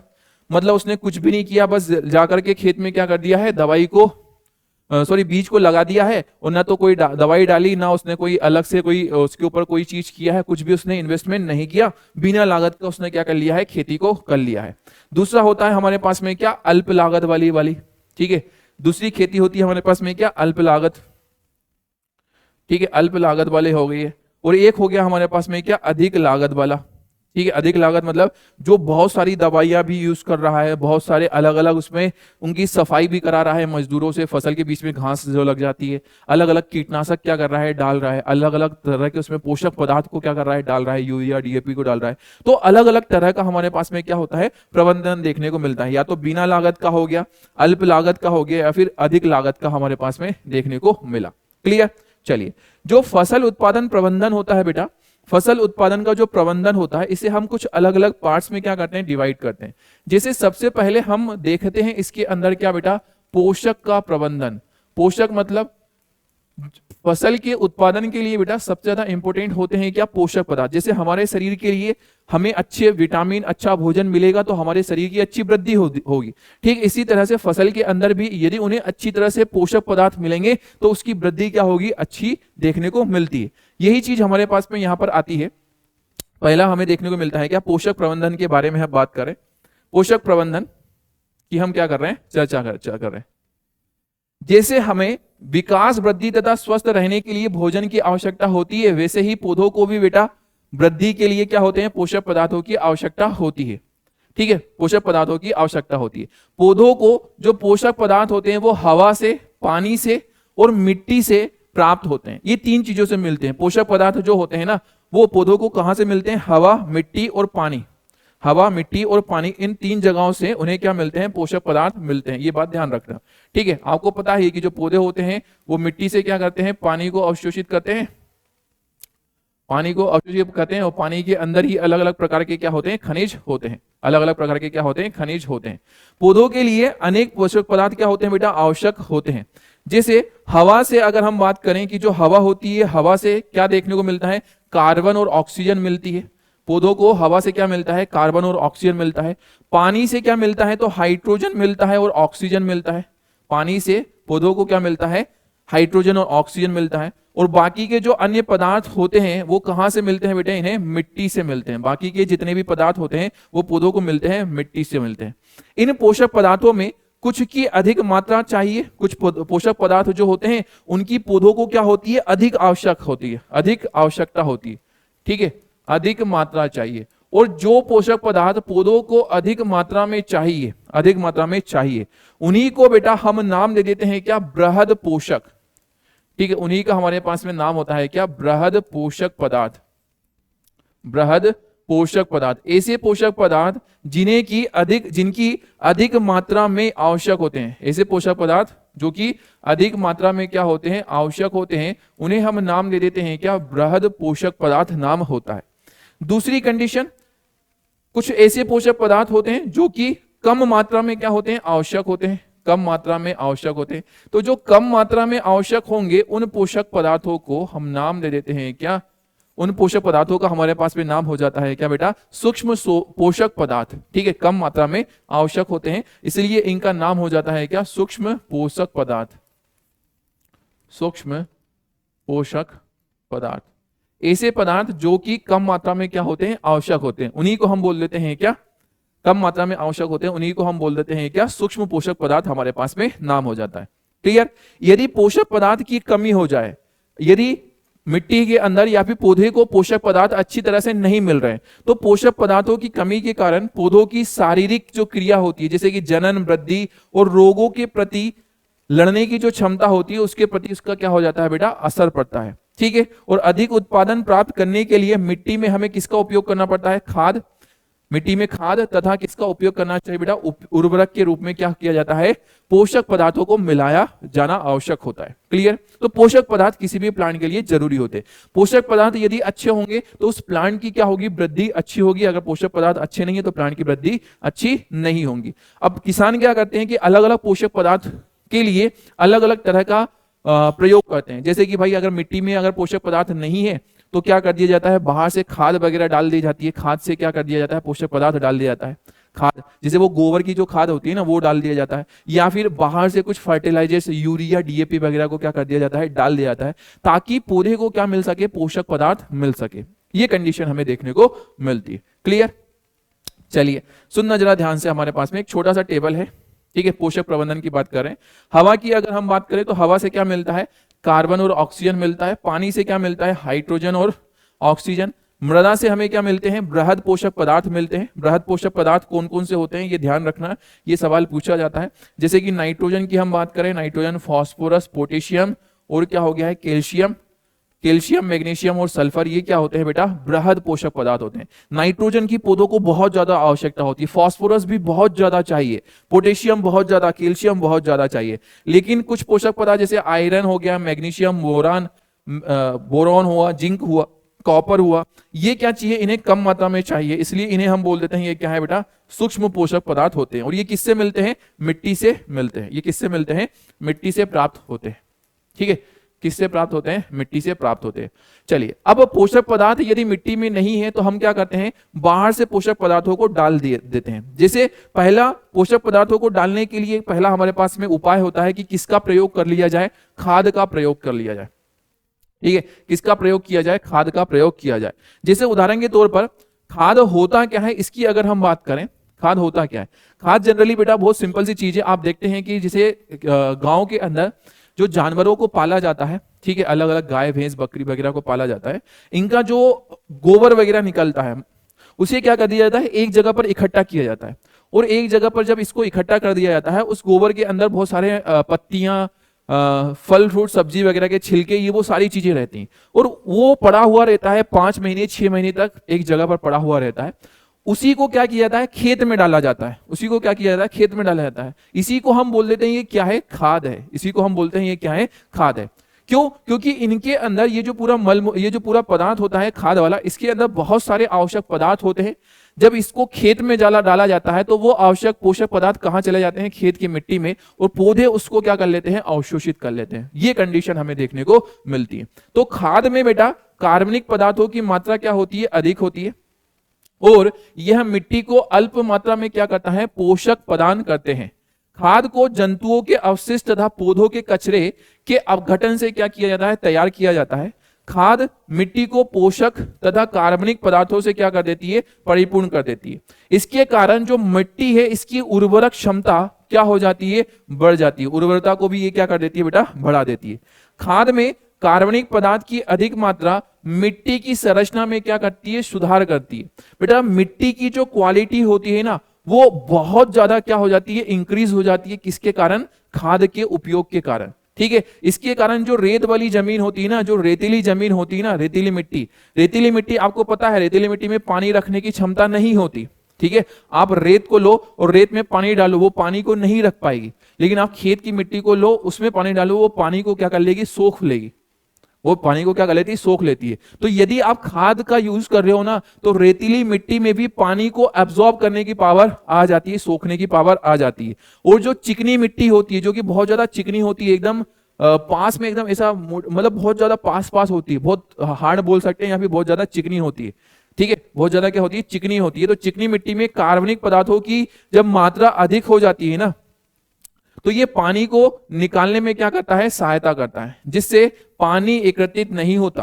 खाद बनाने में हम जैविक कचरे का उपयोग करते हैं। जैविक कचरे का मतलब क्या होता है? जैविक कचरे का मतलब क्या होता है? जैविक कचरे का सीधा सिंपल सा मतलब जो मलमूत्र वगैरह था, जो जानवरों का, या फिर जो पत्तियां थी पेड़ पौधे की, या फिर जो टहनियां थी, सब्जी भाजी के जो छिलके वगैरह थे, वो सबको यूज करके और हम क्या करते हैं? खाद बनाते हैं। तो ये क्या है? जैविक कचरा है। ये जैविक कचरा होता है। ठीक है, जैविक कचरे का उपयोग करते हैं। इसमें उर्वरक जो होते हैं, उर्वरकों के अत्यधिक उपयोग की आवश्यकता नहीं होगी। फर्टिलाइजर अलग होते हैं। उर्वरक क्या होते हैं? ये केमिकल्स को हम बोलते हैं उर्वरक। और ये जो देसी तरीके से हमने बनाई है उसको हम बोलते हैं क्या? खाद बोलते हैं। ठीक है, खाद का एक और फायदा ये है कि इस प्रकार इसके कारण पर्यावरण के ऊपर कोई भी गलत असर नहीं पड़ता है। ये इसका हमें क्या होता है? फायदा मिलता है। किसका? खाद का। पर्यावरण संरक्षण में क्या हो जाता है? सहयोग मिलता है। ये कंडीशन हमें देखने को मिलती है। किसकी बात की हमने? खाद की बात की। अब खाद को दो अलग अलग तरीके से हम बना सकते हैं। पहला तो हमारे पास में खाद को बनाने की एक तकनीक होती है। पहली तो खाद होती है हमारे पास में क्या? कंपोस्ट, या फिर इसी को हम बोलते हैं क्या? Vermi compost. और दूसरी होती है हमारे पास में क्या? हरी खाद। ठीक है, कंपोस्ट या वर्मी कंपोस्ट और हरी खाद दोनों में डिफरेंस क्या है? जरा ध्यान से सुनते हुए जाना। कंपोस्ट या कंपोस्टीकरण जो प्रक्रिया होती है, इसमें क्या करते हैं? कृषि अवशिष्ट पदार्थ जैसे पशुधन, मतलब पशुओं का जो मलमूत्र, गोबर होता है, सब्जी के छिलके या कचरा, जानवरों का जो भी चारा वगैरह है, घरेलू कचरे हैं, सीवेज है, या फिर फेंके हुए खरपतवार हो गए हैं, आदि को हम क्या कर देते हैं बेटा? गड्ढे में डाल देते हैं। ठीक है, और इसमें कार्बनिक पदार्थ और पोषक पदार्थ बहुत अधिक मात्रा में हमें देखने को मिलते हैं। ठीक है, ये सारी चीजें जो है मलमूत्र, सब्जी भाजी के छिलके वगैरह, इनको एक गड्ढे में डाल दिया। उस गड्ढे के अंदर हमने डाल दिया क्या? केचुए, अर्थवॉर्म को हमने डाल दिया। केचुआ क्या करता है? इन सभी चीजों को खाता है, और इन चीजों को खा करके वो क्या करता है? मिट्टी बनाता है। केचुए के अंदर ये पावर है, वो एक पदार्थ बनाता है, उसको हम बोलते हैं ह्यूमरस। रेड कलर का पाउडर जैसा बनाता है ह्यूमरस। बहुत ज्यादा पोषक पदार्थ उसके अंदर होते हैं। ठीक है, बहुत ज्यादा पोषक पदार्थ होते हैं। तो ये जो पूरी खाद बन रही है, इसको हम बोलते हैं क्या? कंपोस्ट या वर्मी कंपोस्ट बोलते हैं। ठीक है, कंपोस्ट को केचुए के द्वारा पौधों तथा जानवरों के अवशिष्ट पदार्थों के शीघ्र निस्तारीकरण की प्रक्रिया द्वारा बनाया जाता है। ठीक है, यही हमारे पास में क्या है? वर्मी कंपोस्ट है। ये तो आपको पता है कि वर्मी कंपोस्ट क्या होता है। हम बात करते हैं हरी खाद की। हरी खाद क्या चीज है? फसल बेटा आपने उगाई खेत में, वो फसल उगाने से पहले खेतों के अंदर हमने क्या कर दिए? कुछ पौधे लगा दिए। जैसे उदाहरण के तौर पर मुख्य रूप से पौधे कुछ लगाए जाते हैं, नाम होता है उसका क्या? जैसे पटसन, मूंग, और क्या कर दिया हमने? ग्वार लगा दिया। ठीक है, ग्वार लगा दिया। ये जो फसलें होती हैं बेटा, इनके पास में पावर होती है कि ये जो फसलें है ना, पटसन हो गया, मूंग हो गया, या फिर ग्वार होगी ना, ये जो फसलें होती हैं, इनके पास में पावर होती है कि ये क्या कर देती है? मिट्टी को नाइट्रोजन और फास्फोरस देने का काम करती है। ठीक है, ये जो दलहनी फसलें होती है ना, दलहनी फसलों की जड़ों के साथ में कुछ बैक्टीरिया रहते हैं, अच्छी क्वालिटी के बैक्टीरिया। ये बैक्टीरिया एटमॉस्फेरिक जो नाइट्रोजन होती है, नाइट्रोजन, उस नाइट्रोजन को किसको दे देते हैं? प्लांट को दे देते हैं। ठीक है, सुनना मेरी बात। दलहनी फसलों की हम बात कर रहे हैं, जैसे मैंने कहा है क्या, मूंग क्या है? एक दलहनी फसलें हैं। तो ये जो दलहनी फसलें होती हैं, ये क्या है हमारे पास में? एक दलहनी फसलें हैं। ठीक है, ये दलहनी फसलें हमारे पास में है। ठीक है, इस दलहनी फसलों की जो जड़ होती है, ठीक है, किसकी बात कर रहे हैं हम? जड़। जड़ के साथ में कौन रह रहे हैं बेटा? कुछ बैक्टीरिया। कौन रह रहे हैं? कुछ बैक्टीरिया। ये बैक्टीरिया क्या करते हैं? इन जड़ों के साथ में ही रहते हैं, ये इसको नुकसान नहीं पहुंचाते, बल्कि एटमॉस्फेयर की जो नाइट्रोजन है ना, नाइट्रोजन, उस नाइट्रोजन को लेकर के किसे दे देते हैं? इस पौधे को दे देते हैं। ठीक है, तो इस पौधे के अंदर क्या उपस्थित है? नाइट्रोजन उपस्थित है। क्या उपस्थित है? नाइट्रोजन। अब हुआ क्या कि हमने खेती करना है, खेती करने से पहले हमने ये फसल मूंग वगैरह या पटसन को हमने लगा दिया, तो वो फसल उगी वहां पे, और उसने क्या किया? उसके बैक्टीरिया ने क्या किया? उस फसल के अंदर बहुत ज्यादा नाइट्रोजन को डाल दिया, नाइट्रोजन को डाल दिया। हमने क्या किया? अब उस खेत के अंदर हल चला दिया, तो ये जो फसल थी ना, जो हमने लगाई थी मूंग या पटसन की, अब वो क्या हो गई? हमने उजाड़ दी, उसमें हल चला दिया, पूरा की पूरा बखर दिया। क्या होगा? इसके पौधे वहीं मिट्टी में क्या हो जाएंगे? दब जाएंगे। पौधों के अंदर क्या था? नाइट्रोजन था, और वो अब उखड़ करके मिट्टी में दब गए हैं, तो इनका जो नाइट्रोजन होगा वो कहां चला जाएगा? मिट्टी में चला जाएगा। और यही हमारे पास में क्या आती है? हरी खाद आती है। यही हमारे पास में क्या आती है? हरी खाद आती है। ठीक है, कहानी समझ में आ गई है क्या? क्लियर है क्या? तो फसल उगाने के पहले खेतों में हमने कुछ पौधे जैसे पटसन, मूंग, ग्वार आदि हमने क्या करते हैं? उगा देते हैं, और इसके पश्चात उन पर हम हल चलाकर खेत की मिट्टी में मिला देते हैं।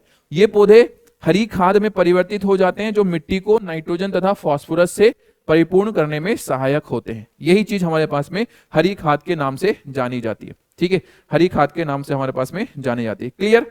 कहानी आपको समझ में आ चली है? क्लियर? आपको इतनी बातें कहानी समझ में आ चली है? ठीक है, चलिए आगे की तरफ हम चले। अगला हमारे पास में कंडीशन आती है, खाद तो हमने देख लिया, दूसरी कंडीशन आती है हमारे पास में उर्वरक। उर्वरक क्या चीज है? तो बेटा उर्वरक जो होते हैं वो केमिकल्स होते हैं, फैक्ट्री के अंदर इनको क्या किया जाता है? अपनाया जाता है। उर्वरकों को फैक्ट्री के अंदर बनाया जाता है। फैक्ट्री के अंदर डिफरेंट डिफरेंट केमिकल्स के द्वारा हम क्या कर देते हैं? बनाते हैं। जैसे आप सुनते हैं यूरिया, नाम सुनते हैं यूरिया, आपने नाम सुना होगा डीएपी। ये सारे की सारे क्या होते हैं? ये उर्वरक होते हैं, फर्टिलाइजर्स होते हैं, केमिकल्स होते हैं, जिनमें पोषक पदार्थ होते हैं, अलग अलग नाइट्रोजन होता है, फॉस्फोरस होता है, अलग अलग पोषक पदार्थ होते हैं, जो कि मिट्टी के अंदर जाते हैं और पोषक पेड़ पौधों के क्या होते हैं? काम में आते हैं। लेकिन इनका उर्वरक जो होते हैं ना बेटा, ये बहुत ज्यादा हानिकारक होते हैं। क्यों? इनका उपयोग पहले तो सावधानी तरीके से करना चाहिए, मतलब कितना डालना है कितना नहीं डालना है इस बात का ध्यान रखा जाना चाहिए। दूसरी कंडीशन ये है कि आप यदि ज्यादा डाल रहे हो उर्वरक, तो पानी आएगा, बारिश आएगी, वो बारिश के साथ में वो उर्वरक जो होगा वो केमिकल बहता हुआ नदी तालाबों में आएगा और लोगों को क्या करेगा? नुकसान पहुंचाएगा। तो ये केमिकल उर्वरक फर्टिलाइजर्स का असर जो होता है वो स्वास्थ्य के ऊपर पड़ता है। ठीक है, इस बात को ध्यान रखना। उर्वरक जो होते हैं वो व्यावसायिक रूप से तैयार पादप पोषक पदार्थ हैं। उर्वरक में क्या होता है? नाइट्रोजन, फास्फोरस तथा पोटेशियम प्रदान करते हैं। इनके उपयोग से अच्छी वृद्धि होती है, फूल फल अच्छे आते हैं, स्वस्थ पौधे की प्राप्ति होती है, अधिक उत्पादन भी इनसे हमें देखने को मिलता है। परंतु ये आर्थिक दृष्टि से क्या होते हैं बेटा? महंगे होते हैं, बहुत ज्यादा महंगे मिलते हैं। ठीक है, उर्वरक का जो उपयोग होता है बड़े ध्यान से करना चाहिए। ठीक है, इसके सदुपयोग के लिए इसकी खुराक की उचित मात्रा, उचित समय और उर्वरक देने से पहले तथा उसके बाद की सावधानियों को अपनाना चाहिए। ठीक है, उदाहरण के लिए कभी कभी उर्वरक अधिक सिंचाई के कारण पानी में बह जाते हैं और पौधे उसका पूरा अवशोषण नहीं कर पाते। उर्वरक अधिक मात्रा में क्या करवा देते हैं बेटा? जल प्रदूषण का कारण बन जाते हैं, ये जल प्रदूषण करवाते हैं। इसलिए इनका उपयोग बड़ा ही सावधानी तरीके से किया जाना चाहिए, उर्वरक का, फर्टिलाइजर्स का। क्लियर? जैसा कि जो उर्वरक होता है, उर्वरक का सतत प्रयोग जब मिट्टी में किया जाता है, एक चीज ये भी है, अगर खाद का कोई उपयोग कर रहा है तो खाद के उपयोग से मिट्टी को कोई नुकसान नहीं होता, हमेशा फायदा होता है। लेकिन ये केमिकल फर्टिलाइजर्स का जब उपयोग किया जाता है ना, तो ये थोड़े समय के लिए तो मिट्टी की उर्वरक क्षमता को बढ़ा देते हैं, लेकिन जैसे जैसे इनका ज्यादा उपयोग किया जाता है, ये मिट्टी की उर्वरक क्षमता को क्या करने लगते हैं? कम करने लगते हैं। इनका बहुत बड़ा नुकसान भी होता है। तो उर्वरक का सतत उपयोग मिट्टी की उर्वरता को क्या करता है? घटाता है, क्योंकि कार्बनिक पदार्थ की पुनः पूर्ति नहीं होती। इससे सूक्ष्मजीव, फर्टिलाइजर मतलब केमिकल है, और इन केमिकल से सूक्ष्मजीव और जो भूमि में रहने वाले जीव होते हैं उनके ऊपर भी क्या होता है? असर पड़ता है। ठीक है, उर्वरकों के उपयोग के द्वारा फसलों का अधिक उत्पादन कम समय में प्राप्त हो सकता है, यह बात बिल्कुल सही है, परंतु यह मृदा की उर्वरता को कुछ समय के पश्चात हानि पहुंचाते हैं। जबकि खाद के उपयोग के लाभ जो होते हैं ना वो लंबे समय के लिए होते हैं। ठीक है, कहानी समझ में आ गई? क्लियर हो गया? कहानी समझ में आ गई? आपसे इसमें डिफरेंस पूछा जाता है कि खाद और उर्वरक में क्या डिफरेंस है, इसलिए ये चीजों को ध्यान रखना है। क्लियर बेटा? चलिए क्लियर। चलो अब एक छोटा सा एक शब्द आता है हमारे पास में, उर्वरक में ही एक छोटा सा शब्द आता है, क्या? कार्बनिक खेती। उर्वरक से ही यहां पे मैंने एक शब्द लिखा है, यहां पे नाम है हमारे पास में क्या? कार्बनिक खेती। ठीक है, कार्बनिक खेती हमारे पास में एक शब्द आया है। कार्बनिक खेती का मतलब क्या होता है, सुनना जरा। कार्बनिक खेती बेटा खेती की करने की वह पद्धति है जिसमें हम कोई भी रासायनिक उर्वरक का, कोई भी केमिकल का उपयोग नहीं कर रहे हैं, कोई भी फर्टिलाइजर का प्रयोग नहीं कर रहे हैं, फर्टिलाइजर का कोई पेस्टिसाइड का उपयोग नहीं कर रहे हैं, कोई भी हर्बिसाइड का उपयोग नहीं कर रहे हैं, और कर भी रहे हैं तो बहुत कम कर रहे हैं। ठीक है, और इस पद्धति में अधिकाधिक हम किसका उपयोग करते हैं? खाद का प्रयोग करते हैं, कार्बनिक खाद का, या फिर जो कृषि अवशिष्ट होते हैं उसका हम क्या करते हैं? प्रयोग करते हैं। तो इसी को हम बोल देते हैं क्या? कार्बनिक खेती। कार्बनिक खेती मतलब एकदम नेचुरल तरीके से, कोई भी केमिकल वगैरह का उपयोग नहीं किया जाएगा, नॉर्मल तरीके से हम इसकी क्या करेंगे बेटा? खेती करेंगे। अब बात यह कि अगर इसमें कोई बीमारी लग गई, कोई इंसेक्ट, कोई बैक्टीरिया, वायरस इन्फेक्शन हो गया तो फिर क्या करेंगे? उसके लिए बेटा हम नीम की पत्तियों का उपयोग कर देते हैं या फिर हल्दी का उपयोग कर देते हैं। ठीक है, कीटनाशक के रूप में नीम या फिर हल्दी का हम क्या कर देते हैं? उपयोग कर देते हैं। क्लियर है? कहानी समझ में आ रही है? कुशल जो फसलीकरण पद्धति है, फसलीकरण पद्धति के लिए एक चीज और इंपॉर्टेंट होती है, क्या? मिश्रित खेती या फिर अंतर फसलीकरण और फसल चक्र भी बहुत ज्यादा क्या होते हैं बेटा? इंपॉर्टेंट होते हैं। ठीक है, मिश्रित खेती क्या होती है इसके बारे में हम डिटेल में पढ़ेंगे, अंतर फसलीकरण और फसल चक्र क्या होता है इसके बारे में भी हम डिटेल में पढ़ेंगे। तो कार्बनिक खेती मतलब क्या? एकदम प्राकृतिक तरीके से, बिना किसी केमिकल, बिना किसी फर्टिलाइजर के उपयोग के क्या करना? खेती करना। उसी को हम क्या नाम दे देते हैं? कार्बनिक खेती हमारे पास में नाम हो जाता है। ठीक है, कार्बनिक खेती हमारे पास में नाम हो जाता है। चलिए आगे की तरफ चलें। अब भाई पोषक पदार्थ तो हो गए, पोषक पदार्थ की तो हमने बात कर ली। ठीक है, पोषक पदार्थों की तो हमने बात कर ली, पोषक प्रबंधन की हमने बात कर ली। ठीक है, पोषक प्रबंधन की बात कर ली। फसल उत्पादन का जो प्रबंधन है इसमें सबसे ज्यादा इंपॉर्टेंट होता है क्या? पोषक पदार्थ, और पोषक पदार्थों का प्रबंधन हमने पढ़ लिया।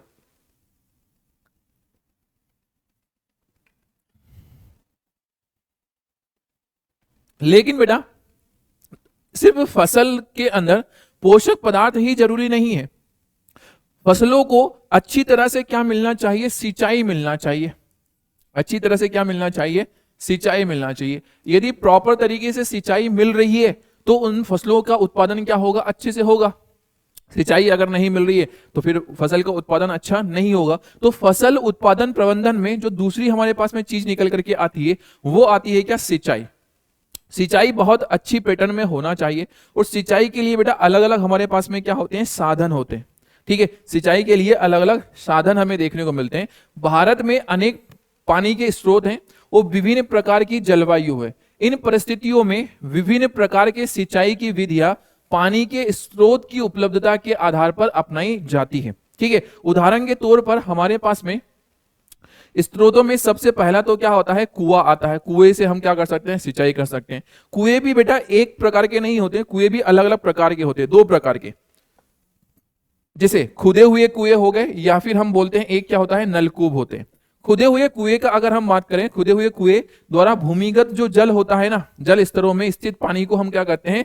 एकत्रित करते हैं। और जो नलकूप होता है, ठीक है, जो नलकूप होता है मतलब जो ट्यूबवेल वगैरह होता है, जो नलकूप होता है, नलकूप में पानी गहरे जल स्तरों से क्या किया जाता है? निकाला जाता है। और इन कुओं से सिंचाई के लिए पानी को पंप के द्वारा हम क्या करते हैं? निकालते हैं। तो कुएं भी दो तरह से हो गए। पहला तो हो गया है क्या? एक तो छोटे वाले कुएं हो गए हैं, ठीक है, खुदे हुए कुएं हो गए हैं, जो कि थोड़ा सा उनका साइज क्या होता है? ज्यादा। और कुछ होता है वो बोरवेल जो होता है ना, बोरवेल जो होता है ना, बोरवेल, उसी को हम बोलते हैं नलकूप बोलते हैं हिंदी में, बोरवेल।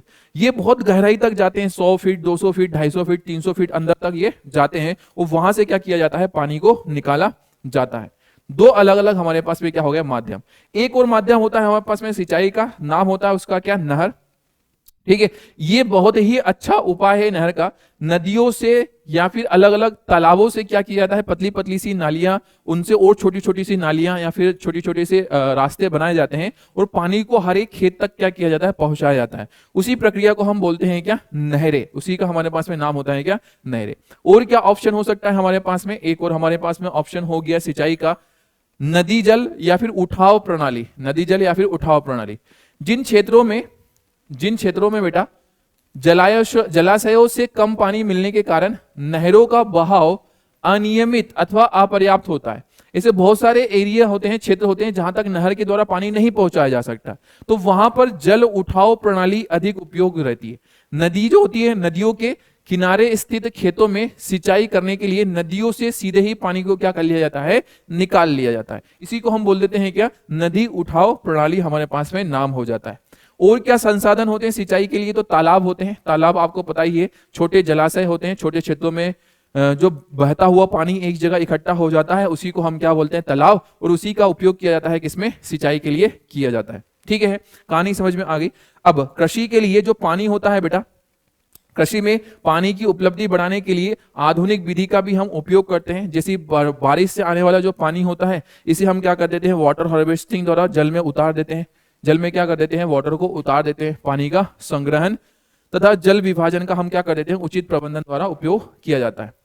ठीक है, तो वाटर हार्वेस्टिंग का तरीका हो गया। या फिर हम क्या कर लेते हैं, इसके लिए छोटे बांध बना देते हैं, छोटे बांध बना देते हैं जिससे कि भूमि के नीचे जल स्तर क्या हो जाए, बढ़ जाए। और ये जो छोटे बांध होते हैं वो वर्षा के पानी को बहने से क्या कर देते हैं, रोक देते हैं। मृदा अपरदन को भी ये क्या कर देते हैं, कम कर देते हैं। क्लियर, कहानी समझ में आपको आ गई। तो दूसरी चीज हमने क्या किया है बेटा, सिंचाई के बारे में पढ़ा है फसल प्रबंधन में। तीसरा आता है हमारे पास में, तीसरी कंडीशन आती है क्या बेटा, फसल का पैटर्न। देखो, पोषक प्रबंधन तो हो गया, सिंचाई सही हमारे पास में हो गई, और क्या इंपॉर्टेंट होता है हमारे लिए, फसल का पैटर्न। ठीक है, फसल को लगाने का जो क्रम है, फसल को लगाने की जो विधियां हैं, समय अवधियां हैं, या फिर किस तरह से उनको अपनाना है, किस तरह से उन्हें लगाना है, तो फसल का पैटर्न भी क्या होता है बेटा, बहुत ज्यादा इंपॉर्टेंट होता है। फसल पैटर्न क्या होता है, वो इंपॉर्टेंट होता है। सुनना, फसल पैटर्न मतलब क्या, अधिक लाभ प्राप्त करने के लिए फसल उगाने की विभिन्न विधियों का क्या किया जाता है, उपयोग कर सकते हैं। ठीक है, जैसे कि उदाहरण के तौर पर सबसे पहली हमारे पास में इंपॉर्टेंट आती है डेफिनेशन किसकी, मिश्रित फसल की। मिश्रित फसल क्या होता है, मिश्रित फसल का मतलब क्या होता है, इसे जरा ध्यान से सुनिएगा। मिश्रित फसल में दो अथवा दो से अधिक, मिश्रित फसल का मतलब क्या है, इसका मतलब ध्यान से सुनिएगा। दो अथवा दो से अधिक फसलों को एक ही साथ एक ही खेत में हम उगाते हैं। जैसे कि गेहूं और चना, या फिर गेहूं के साथ में सरसों को, या फिर मूंगफली के साथ में हम सूर्यमुखी को। दो फसल को हम क्या कर रहे हैं, एक साथ उगा रहे हैं। इससे हानि होने की जो संभावना होती है वो क्या हो जाती है बेटा, कम हो जाती है। क्योंकि फसल के नष्ट हो जाने पर भी, एक फसल के नष्ट हो जाने पर भी फसल उत्पादन की आशा बनी हुई रहती है। दो फसल को हमने क्या किया, एक साथ लगाया। जैसे गेहूं के साथ में हमने लगा दिया चना, गेहूं के साथ सरसों, या फिर मूंगफली के साथ में हमने सूरजमुखी लगा दिया। दो फसल को आप एक साथ लगा रहे हो, तो बाई चांस यदि सूखा पड़ा या फिर कोई इन्फेक्शन हुआ, कोई बीमारी अगर आई, तो एक फसल भले ही नष्ट हो गई लेकिन दूसरी फसल तो बची हुई रहेगी, क्योंकि वो मिक्स करके हमने एक ही खेत में क्या किए, लगाई है। इसी को हम क्या बोलते हैं, मिश्रित फसल इसका नाम हो जाता है। मिश्रित खेती इसका हमारे पास में नाम हो गया, मिश्रित खेती या मिश्रित फसल। दूसरा होता है हमारे पास में क्या, अंतरा फसलीकरण। दूसरे हमारे पास में होता है क्या, अंतरा फसलीकरण। अंतरा फसलीकरण का मतलब क्या होता है, अंतरा फसलीकरण में दो अथवा दो से अधिक फसलों को एक साथ एक ही खेत में क्या कर देते हैं बेटा, हम लगा देते हैं, लगाते हैं। दो से अधिक फसलों को एक साथ एक ही खेत में हम क्या कर देते हैं, लगा देते हैं। जैसे कि ये हमारे पास में एग्जांपल है, यहां पर एक दूसरी फसल की वैरायटी, यहां दूसरी फसल की वैरायटी, यहां पे दूसरी फसल की वैरायटी। एक खेत है और एक में ही हमने क्या कर दिया है, यहां पे तो ये एक फसल लगी हुई है, यहां भी एक दूसरी वही वाली फसल लगी हुई है।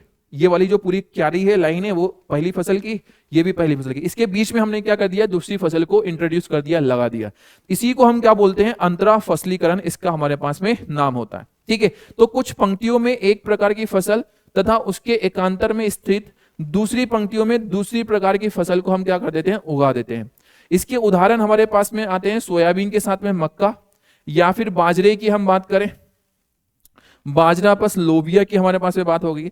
फसल का चुनाव इस प्रकार हम करते हैं कि उनकी पोषक तत्वों की आवश्यकताएं क्या हो बेटा, भिन्न भिन्न हो। आप ये जो दो अलग अलग फसल लगा रहे हो, वो इस तरह से सिलेक्ट करो कि दोनों की रिक्वायरमेंट्स, मतलब दोनों के पोषक पदार्थ क्या हो, अलग अलग हो। यदि दोनों के एक ही पोषक पदार्थ हुए तो वो एक दूसरे को क्या करेंगे, कंपटीशन करेंगे। जैसे कि एक को नाइट्रोजन पसंद है, दूसरे को भी नाइट्रोजन पसंद है, तो वो नाइट्रोजन के लिए दोनों क्या हो रही है, लड़ रही है। आप एक ऐसा काम करो कि एक को नाइट्रोजन पसंद हो और एक को फास्फोरस पसंद हो और दोनों को एक साथ क्या कर दिया आपने, लगा दिया, तो आसानी से वो क्या होगी, अच्छे से वृद्धि कर पाएंगी। ठीक है, जिससे पोषकों का अधिकतम उपयोग हो सके। इस विधि के द्वारा पीड़क एवं रोगों को एक प्रकार की फसल के सभी पौधों में फैलने से रोका जा सकता है। इस प्रकार दोनों फसलों में हमें क्या देखने को मिलता है, अच्छा उत्पादन प्राप्त होता है, अच्छा उत्पादन हमें देखने को मिलता है। क्लियर। चलिए नेक्स्ट कंडीशन, किसी खेत में क्रमवार पूर्व नियोजित कार्यक्रम के अनुसार विभिन्न फसलों के उगाने को हम क्या बोलते हैं, फसल चक्र बोलते हैं। ठीक है, जैसे कि उन्होंने कहा भाई मैंने पहली फसल जो लगा दी, पहली फसल लगा दी मैंने सोयाबीन की, उसके बाद में मैं लगाऊंगा क्या, गेहूं की, अगले साल में लगाऊंगा क्या, मूंग, अगले साल लगाऊंगा मैं मूंग, उसके बाद में मैं लगाऊंगा क्या, चना। मतलब ये क्या कर रहे हैं, एक के बाद में सीक्वेंस वाइज क्या कर रहे हैं, अलग अलग क्रम में क्या कर रहे हैं, उनको लगा रहे हैं। इसी को हम क्या बोलते हैं बेटा, फसल चक्र बोलते थे। ठीक है, इसी का हमारे पास में नाम हो जाता है क्या, फसल चक्र हमारे पास में नाम हो जाता है। क्लियर। चलिए सुनना, फसल चक्र कहते हैं परिपक्वन काल के आधार पर विभिन्न फसल सम्मिश्रण के लिए फसल चक्र अपनाया जाता है। एक कटाई के बाद कौन सी फसल उगानी चाहिए, यह नमी और सिंचाई की उपलब्धता पर निर्भर करता है। ठीक है, एक फसल कट गई तो उसके बाद में कौन सी हमें फसल लगानी है, किसके ऊपर डिपेंड करेगा कि खेत में नमी कैसी है या फिर उसमें कितना हमें पानी लगेगा।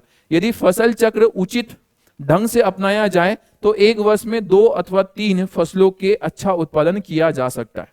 ठीक है, किया जा सकता है। कहानी समझ में आ गई है, क्लियर हो गया है आपको इतना। ठीक है, क्लियर आपको हो चला है, क्लियर हो चला है। तो हमने क्या किया है बेटा, 2 अलग अलग पॉइंटों को हमने क्या कर लिया, डिस्कस किया।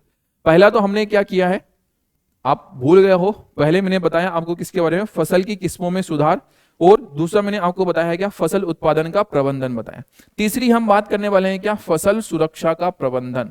फसल सुरक्षा का हम क्या करने वाले हैं, प्रबंधन करने वाले। मतलब जो फसल हमारे पास में तैयार हो गई है उस फसल का हमें क्या करना है, सुरक्षा प्रबंधन करना है। ठीक है, तो यही चीज हमारे पास में आती है। फसल सुरक्षा प्रबंधन क्या होता है, जरा ध्यान से सुनिएगा। खेतों में फसल खरपतवार, कीट, पीड़क तथा रोगों से प्रभावित होती है। यदि समय रहते हम खरपतवार और पीड़कों को नियंत्रित नहीं किया जाए तो ये फसलों को बहुत हानि पहुंचाते हैं, बहुत ज्यादा हानि पहुंचाते हैं। खरपतवार कृषि योग्य भूमि में अनावश्यक पौधे होते हैं। खरपतवार क्या होते हैं ये आपसे पूछा जाएगा, यदि आपको खरपतवार का मतलब बताना है, उसने पूछा है खरपतवार का मीनिंग क्या है, तो आपको खरपतवार का मतलब बताना है। आपको लिखना है कि कृषि योग्य भूमि में अनावश्यक पौधे होते हैं खरपतवार, जैसे कि गोखरू जेथियम हो गया है, गाजर घास हो गया पार्थेनियम, मोथा हो गया है, साइरेनस, रोडेंटस हो गया है। ये क्या है, खरपतवार। ये खरपतवार भोजन, स्थान और प्रकाश के लिए क्या करते हैं बेटा, स्पर्धा करते हैं। ठीक है, खरपतवार पोषक तत्व भी लेते हैं जिससे फसलों की वृद्धि क्या हो जाती है, कम हो जाती है। इसलिए अच्छी पैदावार के लिए प्रारंभिक अवस्था में ही खरपतवार को खेतों में से क्या करना चाहिए, निकाल देना चाहिए। ठीक है, निकाल देना चाहिए। क्लियर, कहानी आपको समझ में आ गई। चलो दूसरी कंडीशन हमारे पास में आती है क्या, कीट पीड़क। कीट पीड़क क्या होते हैं इसकी हम बात कर रहे हैं। तो कीट पीड़क जो होते हैं बेटा वो 3 तरह के हमें देखने को मिलते हैं। कीट पीड़क की अगर हम बात करें तो 3 प्रकार से पौधों पर आक्रमण करते हैं, 3 प्रकार से आक्रमण करते हैं। पहला तो कुछ कीट पीड़क ऐसे होते हैं जो जड़, तने तथा पत्तियों को काट देते हैं। कुछ ऐसे कीड़े होते हैं जो जड़, तने, पत्तियों को काटते हैं। कुछ ऐसे होते हैं जो विभिन्न भागों से कोशिकीय रस को चूस लेते हैं। कुछ ऐसे होते हैं जो कोशिकीय रस को चूस लेते हैं। और कुछ ऐसे होते हैं जो तनों और फलों में क्या कर देते हैं बेटा, छिद्र कर देते हैं, छेद कर देते हैं। ठीक है, इस प्रकार ये फसल को खराब कर देते हैं और फसल उत्पादन जो होता है वो क्या हो जाता है, कम हो जाता है कीट पीड़क के कारण। पौधों में रोग जो होते हैं बैक्टीरिया, कवक तथा वायरस जैसे रोग कारकों का द्वारा होता है। ये मिट्टी, पानी तथा हवा में उपस्थित रहते हैं और इन माध्यमों के द्वारा ही पौधों में क्या होते हैं बेटा, फैलते हैं। खरपतवार, कीट तथा रोगों पर नियंत्रण कई विधियों के द्वारा हम कर सकते हैं, किया जाता है। इनमें से सर्वाधिक जो प्रचलित विधि है वो किसका है, पीड़कनाशी रसायन का उपयोग। अगर आपको कीटों से सुरक्षा करनी है तो आप क्या कर दो, पेस्टिसाइड्स को डाल दो, पीड़कनाशी को डाल दो। इसके अंतर्गत हमारे पास में क्या होते हैं, शाकनाशी, कीटनाशी या फिर कवकनाशी भी हमें देखने को मिलते हैं। इन रसायनों को फसल के पौधों पर छिड़कते हैं। अथवा बीज और मिट्टी के उपचार के लिए हम क्या कर देते हैं, उपयोग में लाते हैं। लेकिन इनके अधिक उपयोग अगर किया जाएगा तो बहुत सी समस्याएं उत्पन्न हो सकती है, जैसे कि ये कई पौधों और जानवरों के लिए क्या हो जाते हैं बेटा, विषैले हो जाते हैं। ठीक है, तो जो अलग अलग प्रकार की हम दवाइयां यूज करते हैं, इल्ली मार दवाई या फिर कोई भी कीड़े मार दवाई जो होती है, वो क्या किया करती है, जीव जंतुओं को नुकसान पहुंचाने का काम करती है। ये बात को ध्यान रखना। ठीक है, नेक्स्ट कंडीशन, आप एक और प्रक्रिया अपना सकते हो। एक तो होता है यांत्रिक विधि के द्वारा हम उपयोग ले सकते हैं। यांत्रिक विधि के द्वारा खरपतवारों को हटाना भी एक विधि है। निरोधक विधियां, या फिर जैसे समय पर हमने क्या किया, फसल उगाना, उचित क्यारियां तैयार करना, अंतरा फसलीकरण तथा फसल चक्र खरपतवार को नियंत्रित करने में क्या होते हैं, सहायक होते हैं। ठीक है, नियंत्रित करने में सहायक होते हैं। पीड़कों पर नियंत्रण पाने के लिए प्रतिरोध क्षमता वाली किस्मों का हम क्या करते हैं, उपयोग करते हैं तथा ग्रीष्म काल में हल चला देते हैं, जिससे क्या हो जाता है बेटा, जो पीड़क होते हैं, जो भी अलग अलग इंसेक्ट होते हैं, वो क्या हो जाते हैं, नष्ट हो जाते हैं। ये कंडीशन हमें देखने को मिलती है। एक और कंडीशन हम क्या करते हैं इसके अंदर, फसल सुरक्षा प्रबंधन में हम क्या करते हैं बेटा, जो बीज होते हैं, बीज की भी हमारे लिए क्या होती है, सुरक्षा इंपोर्टेंट होती है। बीजों की भी हमारे लिए क्या होती है, सुरक्षा इंपोर्टेंट होती है। जैसे उदाहरण के तौर पर हम क्या करते हैं, अनाज का भंडारण, अनाज का क्या किया जाता है, भंडारण। जो भी फसल आप काट करके लाए हो उसको ठीक तरह से सुरक्षित रखना, ये सबसे बड़ी क्या होती है, जिम्मेदारी होती है। एक प्रक्रिया अनाज का भंडारण, इसमें क्या करते हैं हम कि जो कृषि उत्पाद का जो के भंडारण में बहुत हानि से हमें क्या कर सकता है बेटा, बचा सकता है। ये ध्यान रखना कि अनाज का भंडारण में क्या होता है कि जो भी बीज आए हैं, इन बीजों को क्या किया जाए, अच्छे से संरक्षित किया जाए। क्यों संरक्षित किया जाए, क्योंकि कृषि उत्पाद के भंडारण में बहुत हानि हो सकती है। ठीक है, बहुत ज्यादा हानि हो सकती है, उन बीज की हानि हो सकती है, तो हमें उस हानि से क्या करना है, बचना है। ये हानि क्यों होती है, इस हानि के जैविक कारक जैसे कीट, कृतक, कवक, चिंचड़ी तथा जीवाणु है, उसमें बैक्टीरिया लग सकता है, कोई भी इंसेक्ट लग सकता है। और इस हानि के अजैविक कारक जैसे कि उस स्थान पर बहुत ज्यादा नमी आ गई है, या फिर तापमान का उसमें क्या हो गया, हमारे पास में प्रभाव देखने को मिलता है। तो ये जो कारक होते हैं उत्पाद की गुणवत्ता को क्या कर देते हैं बेटा, खराब कर देते हैं। जो भी हमारा प्रोडक्ट है उसकी गुणवत्ता को खराब कर देते हैं। और क्या कर देते हैं बेटा, ये वजन को कम कर देते हैं, वजन कम कर देते हैं, तथा अंकुरन करने की क्षमता भी क्या कर देते हैं, कम कर देते हैं। अंकुरित होने की क्षमता भी ये खत्म कर देते हैं। और जो प्रोडक्ट होता है, जो बीज होता है, वो उसका रंग उड़ जाता है, बदरंग हो जाता है। और ये सारे लक्षण की वजह से मार्केट में उसका हमें अच्छा रेट नहीं मिल पाता, जो कीमत होती है उसको भी क्या कर देते हैं, कम कर देते हैं। इन कारकों पर नियंत्रण पाने के लिए उचित उपचार का भंडारण का प्रबंधन होना चाहिए। ठीक है, भंडारण का प्रबंधन होना चाहिए, जैसे कि अच्छी तरह से वहां पे क्या करना चाहिए, साफ सफाई करना चाहिए, फ्यूमिगेशन करना चाहिए, सूर्य प्रकाश वहां पे अच्छा उपलब्ध रहे, वहां पे ज्यादा नमी ना हो, वहां पे प्रकाश अच्छा उपलब्ध रह रहा है। ये हमारे पास में क्या हो सकते हैं, अनाज के भंडारण के अलग अलग उपाय हो सकते हैं। ठीक है, अनाज भंडारण के हमारे पास में ये अलग अलग उपाय देखने को मिल सकते हैं। क्लियर, कहानी आपको इतनी समझ में आ, चलिए आगे की तरफ हम बढ़ें। और आगे की तरफ हम बढ़ रहे हैं तो हमारे पास में अगली कंडीशंस आती हैं। चलिए अगली कंडीशन हमारे पास में आती है, ये तो हमने फसल के बारे में पढ़ लिया, सारे की सारे फसल के बारे में हमने जानकारी ली है। इसके अलावा हमारे पास में और भी कुछ चीजें आती हैं, और भी हमारे पास में कुछ चीजें आती हैं। अगला हमारे पास में टॉपिक आता है क्या बेटा, पशुपालन। ठीक है, हम बात कर रहे हैं किसकी, पशुपालन की हम बात कर रहे हैं, पशुपालन की हम बात कर रहे हैं। खेती करना तो हमने सीख लिया, खेती करने के बाद में हमारे पास में क्या आता है बेटा, पशुपालन वाली बात आती है। ठीक है, सुनना जरा ध्यान से।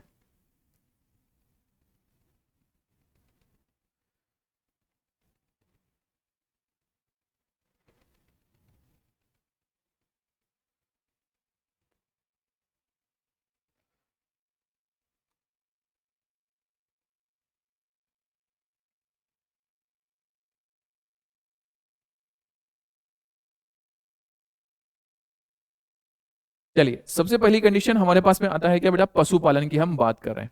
पशुपालन मतलब क्या, अलग अलग प्रकार के जानवरों को पालना, इसी को हम क्या बोल देते हैं बेटा, पशुपालन हमारे पास में इसका नाम आता है।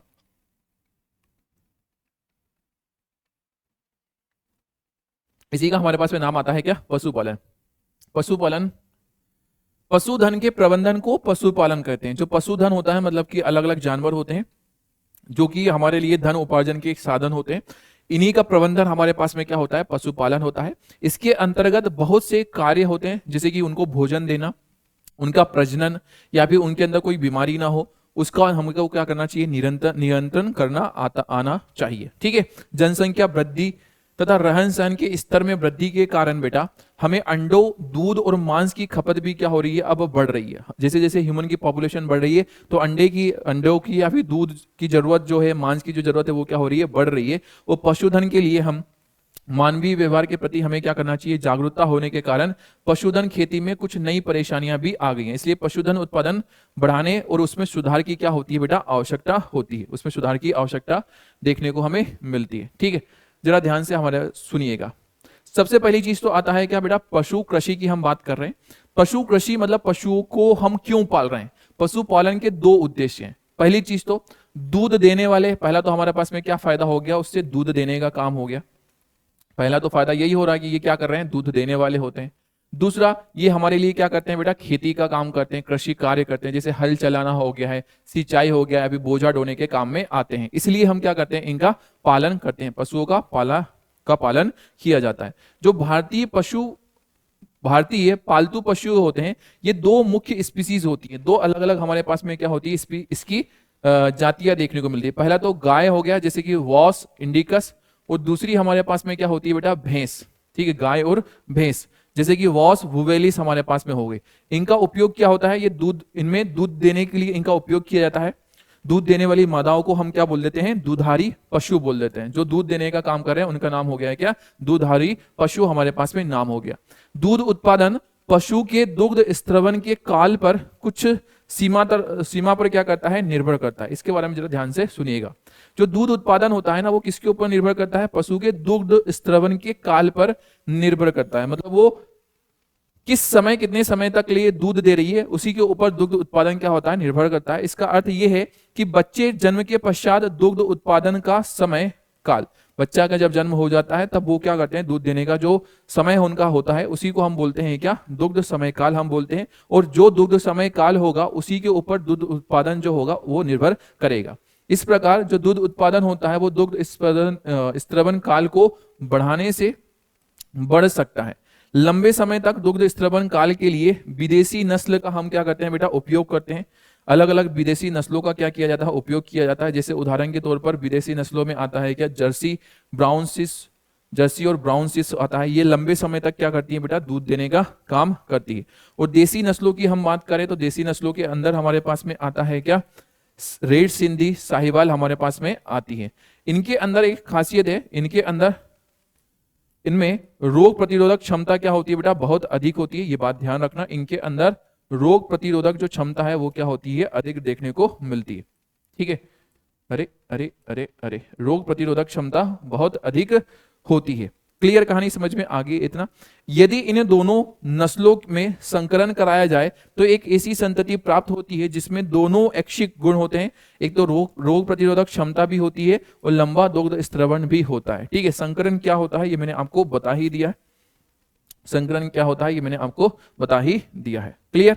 नेक्स्ट कंडीशन, आगे की बात यह है कि उत्पादन की जो मात्रा है, ठीक है, हमारे पास में आता है कि उत्पादन की जो मात्रा है वो मानवीय व्यवहार आधारित पशुओं में पशुओं के स्वास्थ्य तथा स्वच्छ दूध उत्पादन के लिए गाय तथा भैंस के शरीर की उचित सफाई जरूरी है। आवास की आवश्यकता होती है और पशु के शरीर पर झड़े हुए बाल तथा धूल को हटाने के लिए नियमित रूप से पशु की सफाई करनी चाहिए। ठीक है, कहानी समझ में इतनी आ रही है। उनका जो आवास है, घर जो है वो छतदार होना चाहिए, रोशनदान युक्त होना चाहिए। ऐसे आवास उन्हें वर्षा, गर्मी तथा सर्दी से क्या करते हैं बेटा, बचाते हैं। आवास का जो फर्श है वो ढलवा होना चाहिए जिससे कि वह साफ और सूखा रहे, एकदम ऐसे ढलान वाला होना चाहिए ताकि जो मलमूत्र है वो भी क्या हो जाए, उसका बहता हुआ चला जाए। दूध देने वाले जो पशु होते हैं, मतलब जो डेयरी पशु होते हैं, दुधारू पशु होते हैं, इनके आहार की आवश्यकता दो प्रकार की होती है। इन्हें दो प्रकार से बेटा आहार चाहिए होते हैं। जो दूध देने वाले पशु होते हैं उन्हें दो तरह से आहार चाहिए। एक प्रकार का तो आहार जो उसके स्वास्थ्य को अच्छा बनाए रखे, पहला तो ऐसा उसको चीजें खाने में देना चाहिए जो उसके स्वास्थ्य को अच्छा बनाए रखे, और दूसरा जो कि उसके दूध उत्पादन को क्या करे, बढ़ाए। तो उन्हें ऐसा खाना देना चाहिए जो क्या करे, स्वास्थ्य को अच्छा रखे और उसके दूध उत्पादन को क्या करे, बढ़ाए। इसकी आवश्यकता दुग्ध स्त्रवण काल के समय होती है। और ये जो आहार की आवश्यकता होती है वो कब होती है बेटा, दुग्ध स्त्रवण काल के समय होती है। पशु आहार के अंतर्गत क्या क्या आते हैं, सुनना जरा ध्यान से। पहली चीज तो आता है हमारे पास में क्या, मोटा चारा। पहला तो हमारे पास में हो गया है क्या, मोटा चारा। कौन सा हुआ है मोटा चारा, जैसे कि हमारे पास रुसांस जो प्रायः मुख्यतः रेशे होते हैं, ठीक है। दूसरा हमारे पास में आ गया है क्या बेटा, सांद्र, जिनमें रेशे कम होते हैं और प्रोटीन तथा अन्य चीजें क्या होती है, ज्यादा हमें देखने को मिलती है, अन्य पोषक तत्व क्या होते हैं, अधिक होते हैं। पशु को एक संतुलित आहार की आवश्यकता होती है, एकदम संतुलित पर्याप्त भोजन उसको चाहिए, आहार आवश्यकता होती है जिसमें उचित मात्रा में क्या हो, सभी पोषक तत्व हो। ऐसे पोषक तत्वों को अतिरिक्त कुछ पोषक तत्व मिलाए जाते हैं जो दुधारी पशुओं को स्वस्थ रखते हैं, वो दूध उत्पादन को क्या करते हैं, बढ़ा देते हैं। तो उनका जो चारा होता है या फिर जो भूसा होता है उसके साथ में कुछ अलग चीजें भी क्या कर दी जाती है, मिला दी जाती है। कुछ अनेक प्रकार के रोगों से ग्रसित हो सकते हैं पशु, जिसके कारण उनकी दूध उत्पादन क्षमता में क्या हो जाती है, कमी अथवा उनकी मृत्यु भी हो सकती है। एक स्वस्थ पशु नियमित रूप से क्या होता है बेटा, खाता है और ठीक रूप से वो क्या करता है, बैठता उठता है। यदि वो ठीक तरह से नहीं खा रहा है, ठीक तरह से बैठ उठ नहीं रहा है, मतलब उसमें कोई बीमारी है। और पशु की जो बाह्य परजीवी और अंतः परजीवी दोनों हो सकते हैं। ऐसी चीजें भी हो सकती है जो उसके शरीर पर बैठी हो, उसको नुकसान पहुंचा रही हो, या उसके अंदर हो और उसको क्या कर रही है, नुकसान पहुंचा रही हो। बाह्य परजीवी जो होते हैं वो त्वचा पर रहते हैं, जिससे पशु को क्या होता है, त्वचा के रोग हो जाते हैं। और अंतः परजीवी जैसे कीड़े, आमाशय और आंत को क्या कर देते हैं बेटा, प्रभावित कर देते हैं। ठीक है, कहानी समझ में आ रही है इतनी। दूसरा, संक्रामक रोग बैक्टीरिया तथा वायरस के कारण होते हैं और अनेक विषाणु और जीवाणु जनित रोगों से पशुओं को बचाने के लिए हमें क्या लगाना चाहिए, उसमें टीका भी लगाते हुए रहना चाहिए, टीका लगाते हुए रहना चाहिए। ये पशुपालन का एक जनरल सा हमारे पास में पॉइंट होता है। दूसरी कंडीशन आती है हमारे पास में क्या, मुर्गी पालन, या फिर इसी को हम बोलते हैं क्या बेटा, कुक्कुट पालन भी हम बोलते हैं। मुर्गी पालन या फिर हमारे पास में आता है क्या, कुक्कुट पालन। अंडे व कुक्कुट मांस के उत्पादन को क्या करते हैं, बढ़ाने के लिए मुर्गी पालन किया जाता है। ठीक है, मुर्गी पालन किस लिए किया जाता है, अंडे के लिए, और किस लिए किया जाता है बेटा, मांस के लिए किया जाता है। ठीक है, इसलिए जो कुक्कुट पालन होता है, पालन में उन्नत मुर्गी की नस्लें क्या की जाती है, विकसित की जाती है। अंडा देने के लिए अंडे देने वाली जो मुर्गी होती है उसका पालन किया जाता है, जिसे हम लेयर बोलते हैं, किया जाता है। और मांस देने के लिए हम किसका पालन करते हैं, ब्रोलर। ये दोनों नाम बहुत ज्यादा इंपॉर्टेंट है। अंडे देने वाली का नाम क्या होता है, अंडे देने वाली का नाम क्या होता है, लेयर होता है। और मांस देने वाली का नाम क्या होता है बेटा, ब्रोलर, ब्रोलर नाम होता है। ठीक है, इसका किया जाता है, पालन किया जाता है। क्लियर, चलो सुनना। निम्नलिखित गुणों को लिए नई नई किस्में विकसित की जाती है और नई किस्में बनाने के लिए हमें देसी जैसे कि एसिल और विदेशी जैसे लेगहॉर्न नस्लों का क्या किया जाता है, संकरण किया जाता है। नई अगर वैरायटी बनाना है तो हमारे पास में दो अलग अलग ऑप्शन है। एक तो ये जो एसिल वैरायटी होती है, देसी वाली होती है हमारे पास में, और हमारे पास में हो गया क्या, लेगहॉर्न। इन दोनों का क्या किया जाता है, हाइब्रिडाइजेशन, इन दोनों का क्या कराया जाता है, संकरण कराया जाता है। और संकरण से क्या होती है बेटा, नई नई जातियां बन सकती है। जैसे कि चूजों की संख्या ज्यादा होना चाहिए, चूजों की संख्या और उनकी गुणवत्ता, क्वालिटी अच्छा होना चाहिए। छोटे कद के ब्रोलर माता पिता द्वारा चूजों के व्यावसायिक उत्पादन हेतु और क्या होना चाहिए, गर्मी अनुकूलन क्षमता होना चाहिए, उच्च तापमान को सहने की क्षमता होना चाहिए। ठीक है, इसके साथ साथ इसमें अंडे देने वाले तथा ऐसी क्षमता वाले पक्षी जो कृषि के उत्पाद जो होता है, उत्पादों में क्या करें, प्राप्त हो सस्ते रेशेदार आहार का उपभोग कर सके, ऐसे भी हमारे पास में वेराइटीज होना चाहिए। तो ये वेराइटीज को उत्पन्न करने की क्या होते हैं, अलग अलग हमारे पास में लक्षण देखने को मिलते हैं। ये लक्षण वाली वेराइटियों का संकरण के द्वारा क्या किया जाता है, उत्पादन किया जाता है। ठीक है, नेक्स्ट कंडीशन की अगर हम बात करें तो हमारे पास में एक कंडीशन आती है, मुर्गी पालन के अलावा, मुर्गी पालन के अलावा हमारे पास में आता है क्या बेटा, मछली का पालन। मछली का भी बहुत ज्यादा क्या किया जाता है, पालन किया जाता है। अब मछली पालन के साथ में कंडीशन है, पहली चीज तो हमारे भोजन में जो मछली है वो प्रोटीन का एक स्रोत होती है। और मछली उत्पादन में दो तरह की मछलियां, एक तो पंखयुक्त मछलियां और कवची मछलियां जैसे कि प्रॉन तथा मोलस्क जो होता है, इनका उत्पादन किया जाता है। इसमें दो अलग अलग विधि होती है। एक तो होता है प्राकृतिक स्रोत, जिसे हम मछली पकड़ना कहते हैं। पहला तो दो मछली प्राप्त करने की दो विधियां हो गई, एक हो गया प्राकृतिक विधि जिसे कि हम मछली पकड़ना भी बोल सकते हैं, और दूसरा हमारे पास में हो गया है क्या, मछली पालन, मतलब मछली का संवर्धन। या तो जो तालाब वगैरह है उसमें से क्या कर लो, पकड़ लो, या फिर मछली को क्या कर लो, संवर्धन कर दो, मतलब उनके लिए अलग जगह बना करके उनको पाल पाल करके उनकी संख्या बढ़ाओ और उनका क्या करो, उपयोग करो। ये हमारे पास में दो अलग अलग विधियां हो सकती है। मछलियों के जल स्रोत समुद्री जल हो सकता है या ताजा जल हो सकता है। ठीक है, ताजा जल हो सकता है, जिसे हम अलवनीय जल भी बोल सकते हैं, जिसमें नमक नहीं होते। अलवनीय जल नदियों तथा तालाबों में होता है, इसलिए मछली पकड़ना तथा मछली का जो संवर्धन होता है समुद्र तथा ताजे जल में दोनों जगह पर किया जा सकता है। दोनों जगह पर ये हमें देखने को मिल सकता है। यदि समुद्र के अंदर हो रहा है तो इसे हम बोलते हैं क्या बेटा, समुद्री मत्स्यिकी इसका नाम होता है, समुद्री इसका मत्स्यिकी होता है। उदाहरण के तौर पर यदि हम कहें कि भारत का समुद्री जो मछली संसाधन क्षेत्र है वो 7500 किलोमीटर समुद्री तट है, ठीक है, हमारे आसपास लगभग 7500 किलोमीटर का समुद्री तट है, और इसके अतिरिक्त समुद्र की जो गहराई भी हमारे पास में सम्मिलित है। सर्वाधिक प्रचलित जो समुद्री मछलियां होती हैं इसमें हमें देखने को मिलता है वेराइटीज में, सबसे पहले तो आता है क्या, प्रॉम्प्रेक्ट, मैकर्ल, ट्यूना, सार्डाइन तथा बॉम्बे डर्क। ये सबसे ज्यादा क्या होती है, प्रचलित मछलियां होती है समुद्र के अंदर। समुद्री मछली को जो पकड़ने की तरीका होता है बेटा, वो अलग अलग हमारे पास में तरीके हो सकते हैं, जिसे कि उदाहरण के तौर पर क्या किया जाता है, जालों का उपयोग किया जाता है, अलग अलग बड़े बड़े जाल का उपयोग किया जाता है। सैटेलाइट का प्रतिध्वनि गंभीर ताप मापी के द्वारा इसका उपयोग किया जाता है। ये अलग अलग विधियां होती हैं जिससे कि क्या किया जाता है, समुद्री मछलियों को पकड़ा जा सकता है। कुछ मछलियां ऐसी भी होती हैं जो कि आर्थिक महत्व वाली होती है, इनका क्या किया जाता है, जल के अंदर संवर्धन किया जाता है। जैसे उदाहरण के तौर पर यदि हम बात करें, मुलेट हो गया, भेटकी और पर्ल स्पॉट जो पंख युक्त मछलियां होती हैं, ये बहुत ज्यादा इनका क्या होता है, आर्थिक महत्व होता है। कवची मछलियां जैसे झींगा हो गया है, इसका हमारे पास में बहुत ज्यादा क्या होता है बेटा, आर्थिक महत्व होता है, मतलब ये बहुत ज्यादा महंगी बिकने वाली हमारे पास में वैरायटी होती है। इसके अलावा हमारे पास में होता है क्या, मसल्स और ऑयस्टर, एवं इसके अलावा हमारे पास में क्या हो गया है, समुद्री जो खरपतवार हो गया है, ये हमारे पास में इसके एग्जाम्पल होते हैं। क्लियर। जैसे कि ऑयस्टर की अगर हम बात करें, इसका जो संवर्धन होता है, ऑयस्टर का जो संवर्धन होता है वो मोतियों को प्राप्त करने के लिए किया जाता है। मोती जो होते हैं ना, मोती जो होते हैं ना, वो इसी से प्राप्त होते हैं, मोती जो होते हैं वो इसी से प्राप्त होते हैं। क्लियर। नेक्स्ट कंडीशन हमारे पास में ये आती है कि भविष्य में समुद्री जो मछलियों का भंडार है वो कम होने की हमारे पास में संभावना है, अवस्था है। इसलिए इन मछलियों को पूर्ति के लिए हमें क्या होना चाहिए, इस प्रणाली को समुद्री संवर्धन मतलब मेरी कल्चर हम इसको बोल देते हैं। ठीक है, इसी का हमारे पास में नाम आता है क्या, मेरी कल्चर। ये चीज ध्यान रखना, बहुत ज्यादा क्या किया जाना चाहिए, मेरी कल्चर। भविष्य में मछलियों का जो भंडारण हो सकता है वो कम होने की अवस्था है। इस अवस्था में इन मछलियों की पूर्ति संवर्धन के द्वारा हो सकती है, और इसका जो संवर्धन होता है उसी को हम क्या बोल देते हैं, समुद्री संवर्धन या मैरीकल्चर हमारे पास में इसका नाम होता है। ठीक है, यहाँ पे दो अलग अलग हमारे पास में नाम दिए हुए थे कि पिनस मोनहॉर्न समुद्री की हो गया हमारे पास में, और मैक्रोवेक्रियम रोजेनी वर्गी हमारे पास में हो गया, ये ताजा पानी की हमारे पास में देखने को मिल गई। झींगे है ये, अलग अलग क्या है ये झींगे हमें देखने को मिलता है। ठीक है, अलग अलग झींगे। दूसरी कंडीशन जो हमारे समुद्र के अलावा अगर नदी तालाबों के अंदर हो रही है मत्स्यिकी, तो उसका नाम होता है क्या, अंतःस्थलीय मत्स्यिकी। ताजा जल के स्रोत जैसे नाले, तालाब, पोखर और नदियों में अगर उपयोग किया जा रहा है। खारे जल के जो संसाधन जहां समुद्री जल तथा ताजा जल मिश्रित होते हैं, जैसे कि नदी मुख, इसी को हम बोलते हैं क्या, एस्चुरी बोलते हैं, या लेगून के अंदर मत्स्य का भंडारण सबसे ज्यादा होता है, जब मछलियों का प्रग्रहण अंतःस्थली वाले स्रोतों पर किया जा सकता है। क्लियर।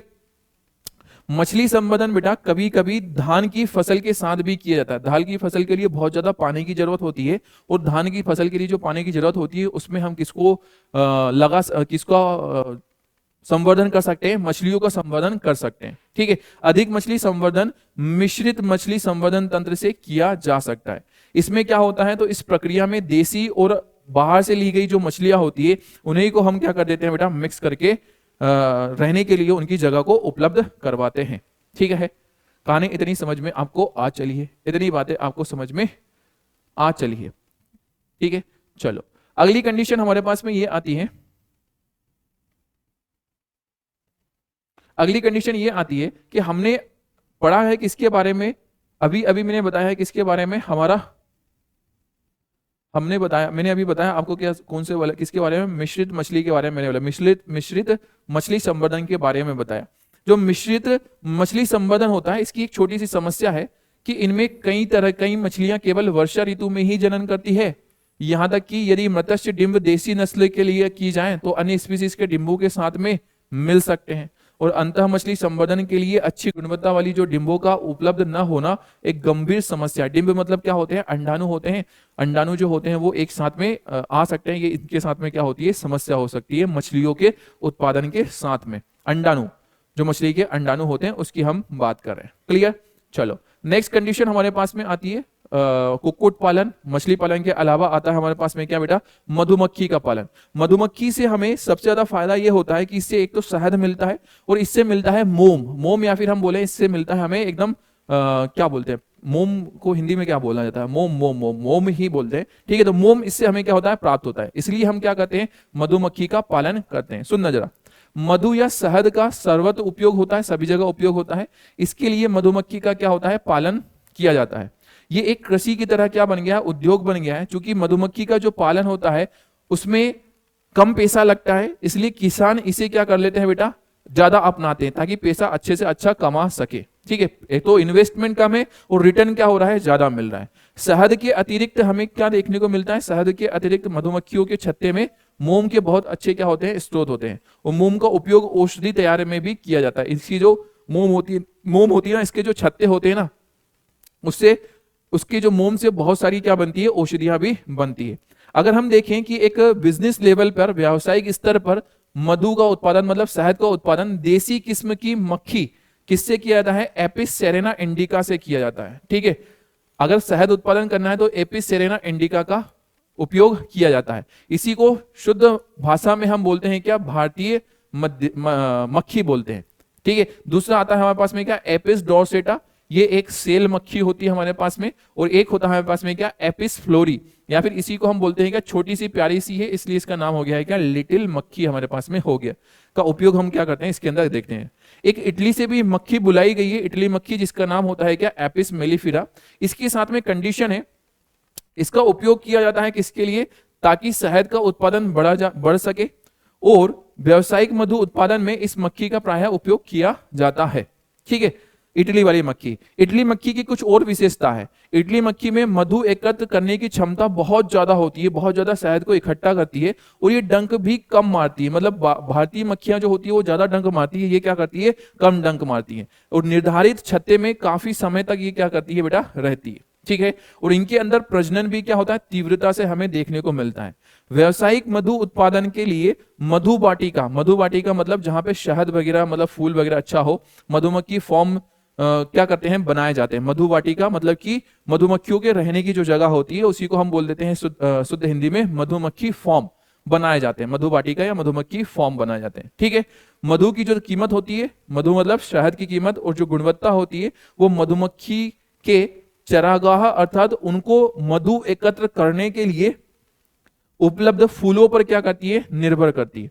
ठीक है, और मधुमक्खियां फूलों से मकरंद तथा पराग एकत्र करती है। चरागाह की पर्याप्त उपलब्धता के अतिरिक्त फूलों की किस्में क्या कर देती है बेटा? इसमें मधु करती है, मतलब कि शहद को उत्पन्न करती है। तो सबसे ज्यादा इंपॉर्टेंट ये होता है मधुमक्खी पालन के लिए कि आपने मधुमक्खियों को तो पाल लिया, लेकिन अलग अलग वेराइटीज के क्या देखना चाहिए, क्या होना चाहिए? वहां पे फूल वगैरह भी होना चाहिए ताकि मधुमक्खियां उनसे क्या कर सके? शहद को इकट्ठा कर सके। ठीक है, तो यहां पर हमने ये मधुमक्खी के पालन में हमने क्या किया है? डिस्कशन किया। मधुमक्खी पालन के बारे में हमने क्या किया है? डिस्कशन किया। तो यहाँ की ये सारी की सारी चीजें बेटा आपको बहुत अच्छे से शानदार तरीके से क्या हो गई होगी? समझ में आ गई होगी। सारी की सारी बातें आपके लिए यूजफुल रही होगी। यहाँ पर हमारा ये जो पूरा चैप्टर है वो क्या होता है?